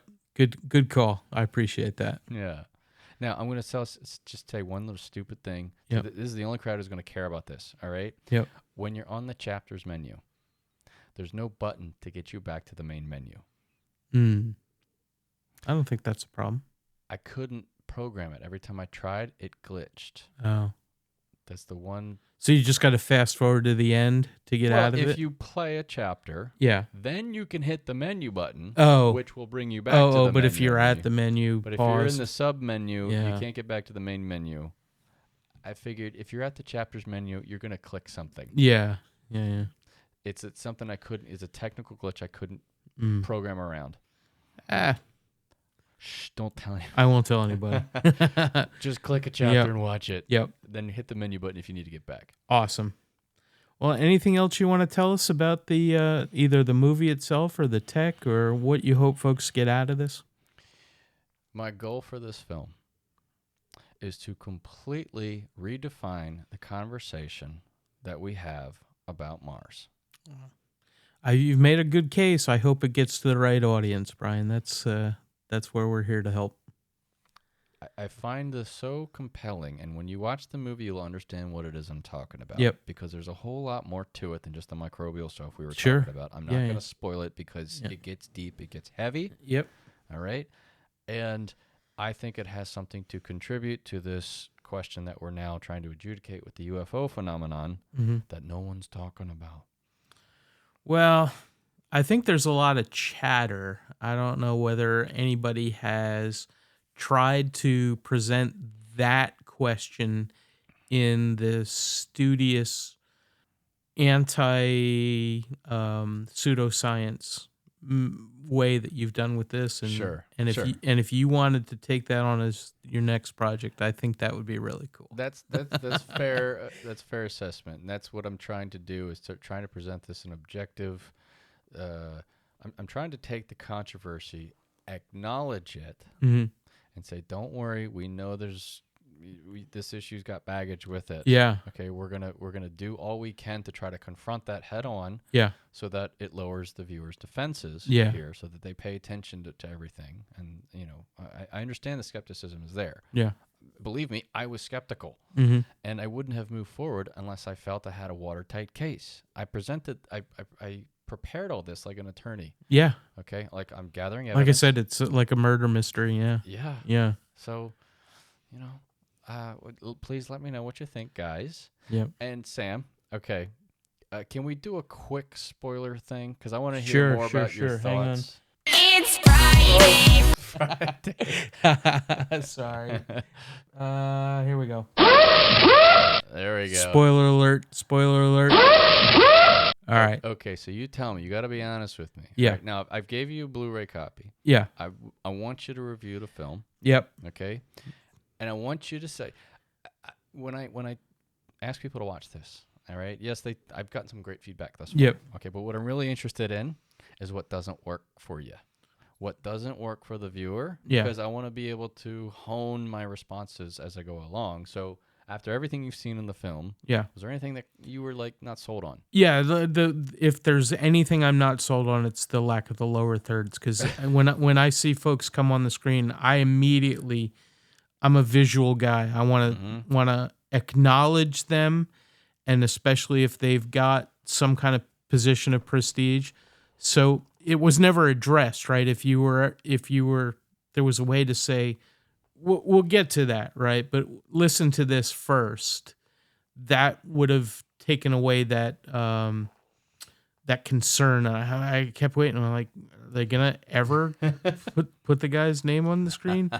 But I understand your choice. I think it's gonna set some people off, though. Oh, sure. Yeah. And that's expected. I really just meant with the research that was presented. Yep. Is there anything you don't buy? No, I think coming into the conversation, I was prepared and already believing that there was at least single cellular and possibly multicellular life on Mars. Whether that translated to any higher order forms, or whether when we get there we might find something more significant and visible from the human eye kind of perspective, I don't know. But again, I've been very frustrated that all of our space exploration has been stunted since the 90s. We got so wrapped up in, space shuttle and satellites and stuff like that we didn't care about the moon or exoplanets or the other planets or anything like that. All right. So listen, let's do this a different way. Yeah. Okay. Lightning round. I'm gonna throw things at you. Yeah. And you give me your impression. Sure. All right. We're in Yep. spoiler territory Yep. here. Yep. It may Yep. not even be a spoiler, but Yep. okay. Carl Sagan, as you know, in Yeah. his Cosmos TV series, showed us pictures, and he said, "Look at these things. These look like pyramids." Yeah. And we show updated photos of these structures. Mm-hmm. To me, I don't know how you call that a mountain or volcano when you have geometry Yeah. and symmetry. Yeah. I'm waiting for give them their close up. We'll see. Okay, so maybe Yeah. it doesn't work for you so much. I don't know. It doesn't work for me. It's I want boots on the ground. We all do. Yeah. Wouldn't you want to take a closer look? 100%. Like I said, when Elon started saying that he was gonna, have passenger trips to Mars, I was like, yeah, I'm not going, but I'll fund a couple people's trips. There's a bunch of people I would send to Mars, but I want scientists, I want poets, I want photographers. Meaning to say, Yeah. for you to just write it off as a mountain or a Yeah. volcano seems a little dismissive. I don't know. I think that I don't have enough evidence one way or the other that something couldn't be naturally formed that way. Okay. I mean, the weather is incredibly different there with little to no atmosphere. I don't know how that might affect formations and things like that. So Michael, my partner, did Mm-hmm. not want me to include the parrot. Do you remember the parrot? I do remember the parrot, and I remember the leading up to the parrot, the talk of the face and the pareidolia and stuff like that. I would love it if that were formed by some other intelligence, but I need more evidence. Yeah. Yeah. I just found it compelling of the. Oh, I think you do a great job of making the case. Is it conclusive? I don't think anybody would say so. But, no, none of this is conclusive. Yeah. But we just say we want to take a closer oh, look. 100%. Because if it's got 22 points of anatomical correctness, yeah. What's that mean? I don't know if that's nothing. I know it's not May nothing. not be something, but Yeah. but right now it doesn't seem like it's nothing. Yeah. I know it's silly as hell. Trust me, Michael, if you're listening, I know it's silly. But why a parrot, Brian? It's so weird. It's so weird. Okay, so we talk about appearance. Yeah. The face, obviously, we present. It doesn't, not an artistic perspective. Yeah. Whether or not it looks like a face. Okay. Yeah. Yes, it looks like a face. Whether or not it's intended to be a face, well, we analyze it from a geometrical, a symmetrical, and a fractal analysis. Yeah. Okay, when we say fractal, what are we talking about? We're talking about when you look at a satellite image of what's down on Earth, trying to differentiate. When a computer's trying to tell the difference between a tree and an airplane, okay, it's trying to identify anomalies. Yes. And the face, relative to everything else in the area, is not like anything. Right. So fractally, it's an anomaly. So yeah. So again, on the same scale, I would say that you make the best case that can be made for that, but the jury's still out on that one for me. always. Yeah. I totally agree. Yeah. Totally agree. But let's send somebody. All right. Let's send Elon. I'll fund his trip. Let's go. Yeah. The electrical discharge. Don't remember that part. There's a lot in there. You might have to go back and watch Yeah. this again. Well, I'm definitely going to do it with before the reviewing. Blu-ray. Yeah. Yeah. But the desert sequences and what those were supporting. Do you remember what that was about? No, I'm sorry. You know what? Then you should just go watch. I sort of remember something that was similar to the mud flat forming in our local desert. Was that related? I don't remember. The mud flat. Yeah, so I've seen a number of different YouTube videos on how structural looking formations were actually created by natural phenomena. Mm-hmm. And it seems similar to that, if I remember right. Well, the electrical discharge has to do with the scarring of the planet. Okay, and the loss of the atmosphere. Yeah. That is one of two explanations that we present as loss. The other one is sure. So, anyway, maybe we should just call it. Yeah. So, because like I said, it does reward repeat viewings. Yeah, and no. My take on the causation of the loss of the atmosphere was less convinced than the fact that there was prior atmosphere and the high likelihood of at least some form of life there. I think way more research is necessary to find the smoking gun. Yeah. Is that fair? Of course, totally fair. Yeah. Yeah, so that was my take on it. And that is the point we're trying to make. Yeah. Let's go. NASA, we love you. We're ready. We're ready for answers. We're ready for answers. Yeah, societally, individually, scientifically, philosophically. There's some things we got to look at more closely and not just put to the side and pretend like it doesn't exist. Yeah, so sorry if I didn't recall the electrical smoking gun, but yeah. That's okay. Yeah, 100%. That there's two smoking guns. Yep. That's one of them. Yep. The other one is the one I was more afraid of. Yeah. Okay. Well, I'll watch again and let you know where I stand on that one. Mm-hmm. Cool. Well, Brian, it's been awesome talking to you again. Man, I've missed having you on the show and having your voice and going back and forth on things. We're a good duo. I think so. Yeah, I always thought so. We might have to do more of this. Yeah. Well, I've got a fridge full stocked of beer, and I'll get some root beer, and have better snacks next time. How's that sound? Yeah. So we're doing quick. Yeah, we're gonna do a good, bad, and the ugly. Let's make sure we're actually on the right sheet of music. So you ready? Oh, I'm ready. You've missed this? Yes. Oh, it sounds so good. Not as good as Swarm, maybe, but it's still pretty good. Different. But good. I miss doing this with you. I'm even gonna let you go first, Brian. Oh man, okay. Because I don't know your choice. No. You know mine. Yes, I do. All right. After I moved to Washington, I wasn't able to keep up with Marvel in the theaters. Okay. Avengers Endgame was the last thing I saw in the theaters. Yep. I had to catch up on Blu-ray. To be fair, that was still the high mark. Yes. Yeah. Yeah, I mean, one of the best movies ever. So let's talk. I just shoot it out, right? Yeah. Okay. Tell me. Don't tell me what you thought. No, don't tell me. Yeah. Okay. Let's talk Eternals. Okay. I have thoughts. Not particularly good. I was not familiar with the storyline beforehand.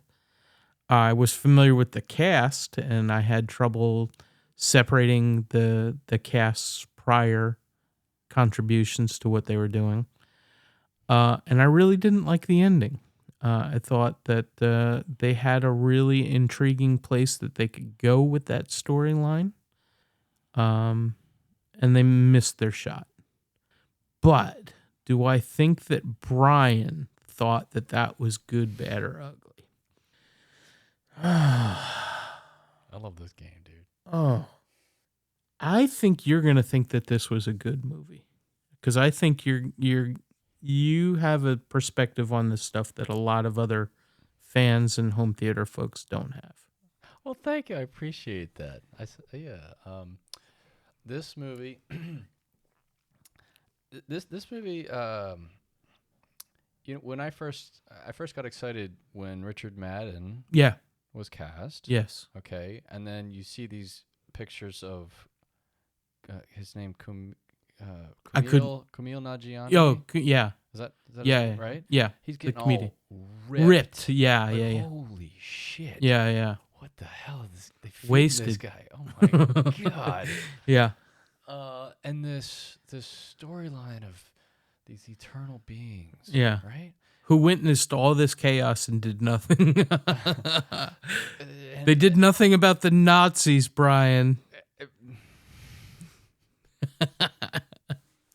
Go ahead. Angelina Jolie. Yes.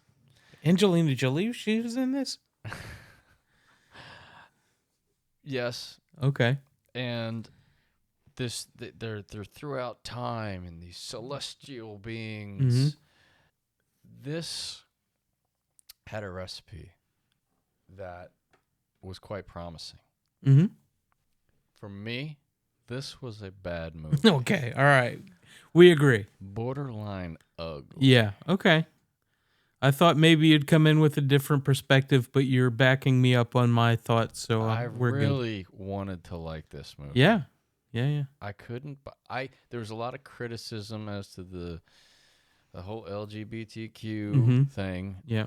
Let's just put it this way. That's not my main issue. Yeah, it's not even the top 10 issues of this movie. Meaning, I'm saying that's not my main issue in life. Yeah. Is trying to, argue one way or the other on this. Yeah. I get where the criticism's coming from. Mm-hmm. It does seem a little forced, Marvel. Yeah. Okay. I don't know what the comic book characters were, if they were adapted into, like, if they were this and they changed them just for the movie. Yeah. I don't know what that decision making was like. I wasn't even aware of any controversy there, so. it just seemed like it was a distraction from the movie. There was one character who had a homosexual relationship. Okay. Yeah. I don't know why that was necessary. Was that part of the original story? I don't know why it was necessary. And I didn't buy it. I didn't buy what they were selling me. Like, what's the reason for this? Well, I think that there's been a movement for like representation and things like that, which I applaud if it's done organically. Right, and exactly. Yeah. Okay. For me, this is just a little. Yeah. I wasn't offended by it. Yeah. I was distracted by it. Yeah. Okay.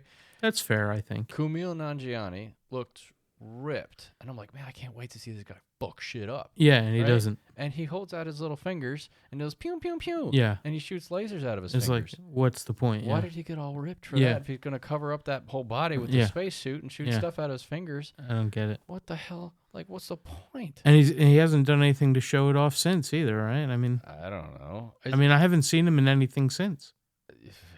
I did like him in the other Sick movie. What was it? Oh, his own movie. Yeah, what yeah, was yeah. that? The Big Sick. The Big Sick. That was fantastic. Great. Yeah, but I mean, that He's was also perfect in that. semi-autobiographical. Oh, too, I know. so- He's making joke about knowing his terrorists, like with the parents when he's interacting with the parents at the table. Like, anyway, it was well written. Yes. Well acted. Yes. There's lots of great visuals to this movie. Mm-hmm. Are they coming? Are they making another Eternals? I don't think so. Are so. they coming back in No, I another think they Avengers? bombed so bad. Yeah. I don't know how they salvaged that movie. I think they forget it. They bury it. What'd you think of the ending? I thought it was Galactus coming. You tell me Galactus is coming, and I get all kinds of crazy about it. And I looked to my nephew. I'm like, "That's Galactus, right?" He's like, "No, that's this other dude that I never fucking heard of." I gotta be honest with you. I was waiting for the movie to end. I can't remember the Okay. ending. Yeah, there's it like didn't make enough of an impression yeah. on me to like care. Well, I mean, the whole point was that they were there preparing for these mega titans to show up, kind of deal. Yeah, And it wasn't. I wasn't remember the Galactus. statue coming out of the water. Yeah. Which was kind of neat visually Yeah. speaking, and then it just freezes there, and I'm Yeah. like, okay, are we gonna address that in another Marvel movie? Why there's this giant thing in the ocean? No. No. No. I also didn't think it was big enough. I thought that was quite small. It should have been bigger for what they were setting it up Yeah. as. I thought it was like the harbinger of Galactus, right? Which would have been awesome. Yeah, I guess by the end of the movie, I just didn't care. Yeah. Yeah. Concur. So, but again, great visuals at times. Mm-hmm. There were some elements that were salvageable there, and some elements to appreciate. Needs but a there's Zack just- Snyder cut. Oh, gosh, we may have to. But you contrast a movie like that in Marvel's new phase. Yeah. Right. Post Endgame. Yeah. Okay. Technically speaking, that last Spider-Man movie. Oh, yeah. Was after Endgame, right? Yeah. My God, if there was ever a way to do a perfect Spider-Man movie that wasn't just a crowd pleaser for when they back up 1 second, when they first hired Tom Holland, like this young kid, I'm like, great, we're going so young with this Spider-Man. I don't want to see. I want Spider-Man. I don't want Spider-Boy. Right. Yeah. Okay, we've done the high school thing to death now. Now, to my surprise, to my delight, Tom Holland ended up being quite perfect for this role. Yeah. Okay, and the Spider-Man movies worked quite well. Yep. Very well. And Good chemistry. Good action. It's funny. Yeah. With what's Jon Favreau's character's name? Oh, not Lumpy. Something like that. Yeah, whatever. He's he's so funny in this. Yeah. Mira Sorvino. Is that No. It's my cousin Vinny. that's not Mira Sorvino. No. God, what's her name? Damn it, what's her name? Anyway. She's beautiful. Yeah, she's beautiful. Great. Zendaya and Tom have incredible chemistry. I didn't know Zendaya was a singer. She's a pop star. Yeah, but she's also got this great comedic timing. Yes. There's a whole lot that could have gone wrong there. Yes. Okay. No, she's the real deal. But those movies work. Yeah. And the second one was good. Mm-hmm. Had some funny moments. I didn't quite dig what Jake Gyllenhaal was. Oh, I was love doing. I love that 3D effect with the shattered glass and all that. It- That was amazing. It was good. It ended Yeah. up just being a little too gimmicky. Yeah, yeah, It's a nitpick. yeah. But then you get to this other Spider-Man movie where they pay homage, we'll put it that way, to the previous Spider-Man franchises Yeah, in the most perfect yeah. Organic, way. right? Oh Yeah. my God. Yeah, It was like, thank you, Marvel, yes. for not forgetting that you've done this from the Respecting. past. Respecting. Yeah, We've been there since the beginning. yeah. Yep. Toby, even Andrew Garfield, right? Yep. People wanted to forget about Andrew Garfield. No, No. we're going to bring him back too. Yep. I'm saying, how do you have two movies so at odds with one another Yep. in terms of their quality of Yeah. writing? Yeah, Like, we got to I get don't know. somebody back on control here. I don't know. Because things are getting out of control over there at Marvel. Did you see Shang-Chi? Yes. Did you like it? Not really. It had high points. I think it was better than Eternals. It was better than Eternals. Yeah, Aquafina, I don't know why they keep I love her. casting her. Oh, I love her. She's great. She's fine. Yeah, a lot of people don't like her. No. They hate the Brooklyn accent coming from her and think that it's somehow disrespectful. I just don't think she's got the natural talent for it. It comes across as too forced for me. Okay, have you seen Renfield? No. Gotta go see Renfield, and I think you'll get a new appreciation for Oh her. yeah, sure. She maybe's got something else going Yeah. on. Because like an actor like Steve Carell, really fucking goofy. Yeah, yeah, yeah. I don't like that. When you Okay. put him in the Wall Street movie with Christian Bale, Oh, The Big Short. Yeah, yeah, yeah. Yes. Perfect. Yeah. The Foxcatcher with Yeah, I haven't seen that yet, but Channing Tatum and Mark Ruffalo Yeah. about the true story about the the wrestler wrestler guy, yeah. He's great in Yeah. that. I really like Yeah. a serious Steve Carell. I Yeah. don't like him with this. God, we can go on forever Yeah. about this stuff. Anyway.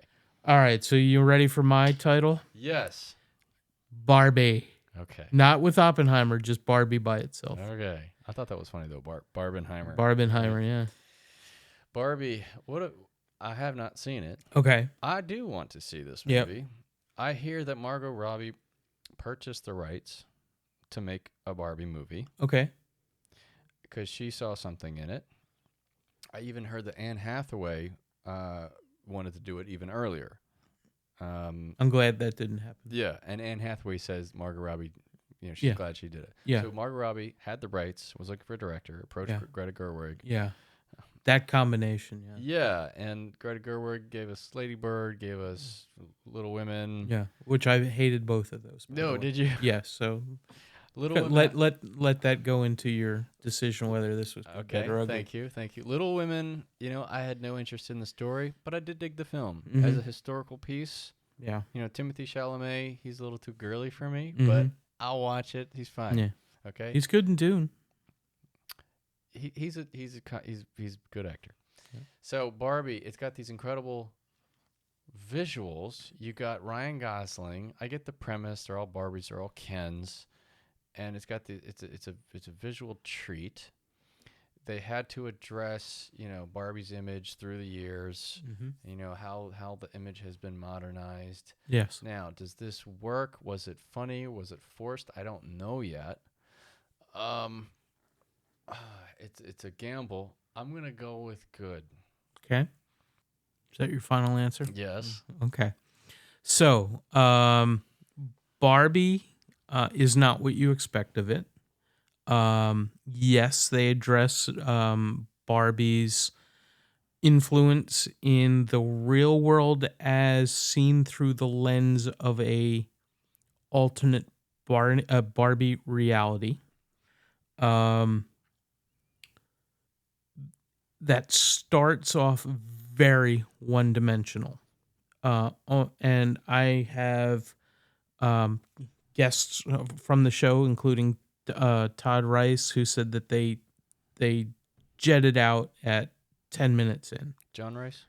No, John Rice is from Home Theater Forum. Todd Rice is my friend from Oh, Todd Rice. Okay. from New Jersey, who's been on a couple different episodes.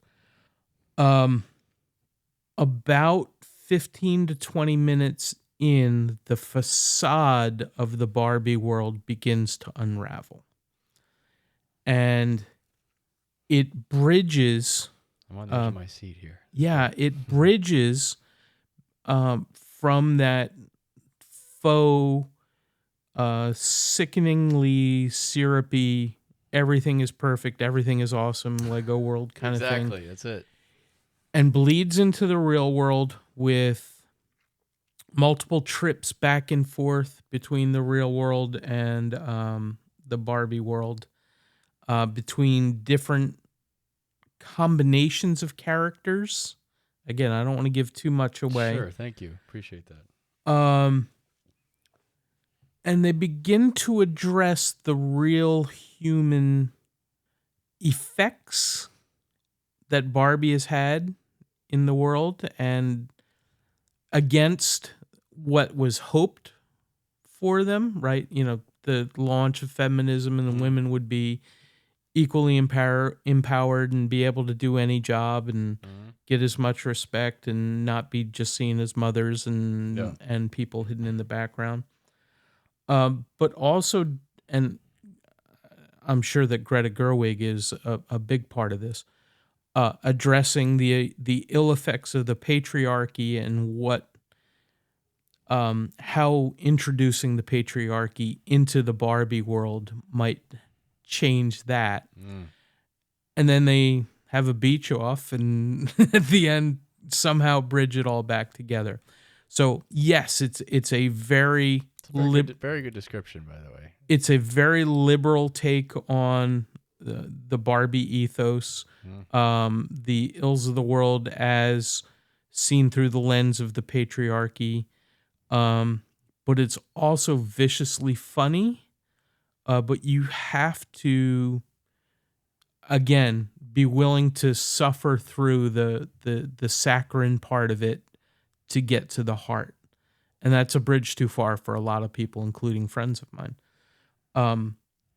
I think it's a brilliant, subversive film aimed at young girls to wink and a nod. Yes, this world sucks and you are not an equal participant in it as much as we might wish that were so, but it's getting better and you have to work for it. And that sucks, but working for it is worth it. And I think it's a good movie. I don't know that it's a great movie, but I think it's one of the best movies of 2023. And Margot Robbie's absolutely brilliant in it.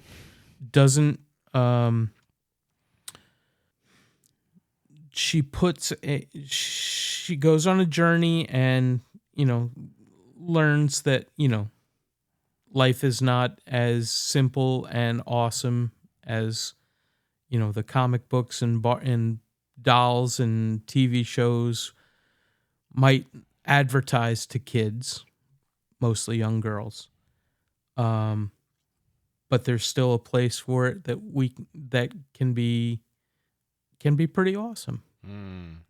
And I think it's unfortunate that the facade lasts so long. And again, I don't want to give anything away about how it becomes unraveled. Again, brilliant and subversive the way it gets stuck in there and then spirals out of control from there. What was the movie last year? Something, Don't Worry, Darling, something like that. You don't remember that one? Very similar journey, if very different visually and stylistically, but kind of the same heart. That there's evil under the gloss of perfection. Who was on that? ScarJo maybe? No. What was it? We'll put the trailer in the show. Last year? Yeah, last year or the year before. Pine, Chris Pine, I think maybe. Really good. One-time viewing kind of movie. Because everything becomes, it's like the magic is lost if you know the secret at the end kind of deal. Yeah. But yeah, I would recommend Barbie to anybody, and especially to those that need it. That need it. That need it, yeah. Those that are, convinced that everything remains awesome and that, we have equal rights at home. What do we need to go out and get them in the movie theater, that kind of deal. And again, not to put too big a political spin on it, but there are people that need to take some of these lessons to heart. Yeah. Oh, yeah, for sure. And there's going to be critics on this kind of subject matter, of course. I mean, yeah, and people are just putting their fingers in their ears, la la la, I can't hear you, kind of deal with it too. And there's always going to be that. Yeah, sure. I got to tell you, Sam, this is one of these titles that I did pick up on Black Friday. Oh, did you? Oh, Nice. I did. Did you get the disc? You got the disc? Oh, yeah. Oh, okay, cool. Oh, yeah. I watched it for free on either Max or Paramount, whichever it came out on. And so the day after they announced that it was up there, because I've been meaning to get the disc. I still don't have the disc for Oppenheimer. It's been out. I didn't either. Well, yeah, first of all, they sold out. Yeah, But yeah, second, yeah. I wanted to get the UHD, but it was like Yep. $45. Yeah. I'm like, Because they sold out. Yeah. Yeah, I'm not. Yeah. I'll wait till next year. Plus, So- Oppenheimer's is again arguably one of those movies that in my opinion, Yeah. I don't know if you need to watch it more than once. No, but I want to watch it in this theater and compare it to what I saw. And for sure. Yeah, of I course. but want to have a copy of that, but I don't need to see that every year. Yeah. I am interested in the 3 hours of bonus features, though. Oh, okay. Didn't know. Yeah, I mean, I want to see. I like that kind of stuff. That helps inform me Yeah. about how to be a filmmaker. The I learned decisions. so much. Oh, 100%. I've had 30 years of that. And yeah. I haven't been motivated to go out and make a film the way that you did, but I would like to think that I could. A few things. If you're inspired, Yeah. and you got just the basics of tech, you can throw something together. Yeah. I assure you. Yeah. Okay. You hear that, kids? Brian says we can do it. Yeah. You asked me if there's anything I regret leaving off. Yeah. It would have been nice to do a commentary. I didn't Yeah. do a commentary. Yeah. I don't. Leave it all on screen, Brian. Yeah. Yeah. This is the commentary. Right Yeah, here, yeah. okay? You got it right here. So Barbie. First of all, listen to you. You're like, is that your final? Of course, that's my. I know what you were gonna say, and that's exactly what you said. Oh, come on. I'm not that predictable, am I? No, but you are. You can see through the nonsense. Yep. I 'Cause think so. You're an educated film watcher, Sam. Well, I think I have a little bit more empathy than a lot of people give me credit for. Yeah. Yeah. And you understand that there's the obvious, like you say, that everything is awesome effect of Barbie, which is kind of the immediate appeal of the movie. Yeah. But with a filmmaker like Greta Gerwig, even though you didn't like her previous stuff, Yeah. you know that she's going to put thought into it. Oh, 100%. I have immense respect for her despite not liking those two mainstream movies that she's done. I didn't like Lady Bird so much. Yeah. And she's I think I didn't like the character. Yeah. I loved the aesthetics Yeah. and the heart behind it, but not the character. Yeah, the character was unlikable. Yeah, well, I for mean, sure. by definition, yeah. Yeah, but so I think you explained it in a really non-spoilery, effective way. And from the promotional material I saw, I think that's basically what I understood about it too. So I can't wait to watch it. Yeah. And I'll get to it soon. But yeah, man, I think that I expected you to say something like what you did, Okay. based on the little I knew about it and what I know you can see in it. Yeah. Well, thank you. I appreciate that. Mm-hmm. All right. Any final words? Oh man, hey, it's nice to be back, so to Yeah. speak. Hopefully this isn't the last time I'm on a show. No, not if I have anything to say about it. Obviously, talking movies is great. Yeah, anytime. I got to see more movies. Yeah. I want to see more movies. Well, I mean, maybe we'll we're- come up and watch it on this yes. awesome screen here. Yep. Anytime you like. Yeah. Thanks, Sam. All right, Brian, it's been absolutely awesome having you back. And especially right here in, face to face. I think we should do more Heck podcasts yeah. like that. Yes, dude. Your mics sound good. Well, thank sound you. good. Thank you. It's all in the process. The Rodecaster does it itself. I didn't do anything special. Plus, you just sound great to begin with. You got pro tech here, man. Well, And we ping pong pretty well. yeah, we do. I don't think we cut each other off half as much as we used to do virtually. Oh, no, this is a lot easier. in Yeah, person. for sure. Yeah, For sure. You get the visual cues and everything. Yeah.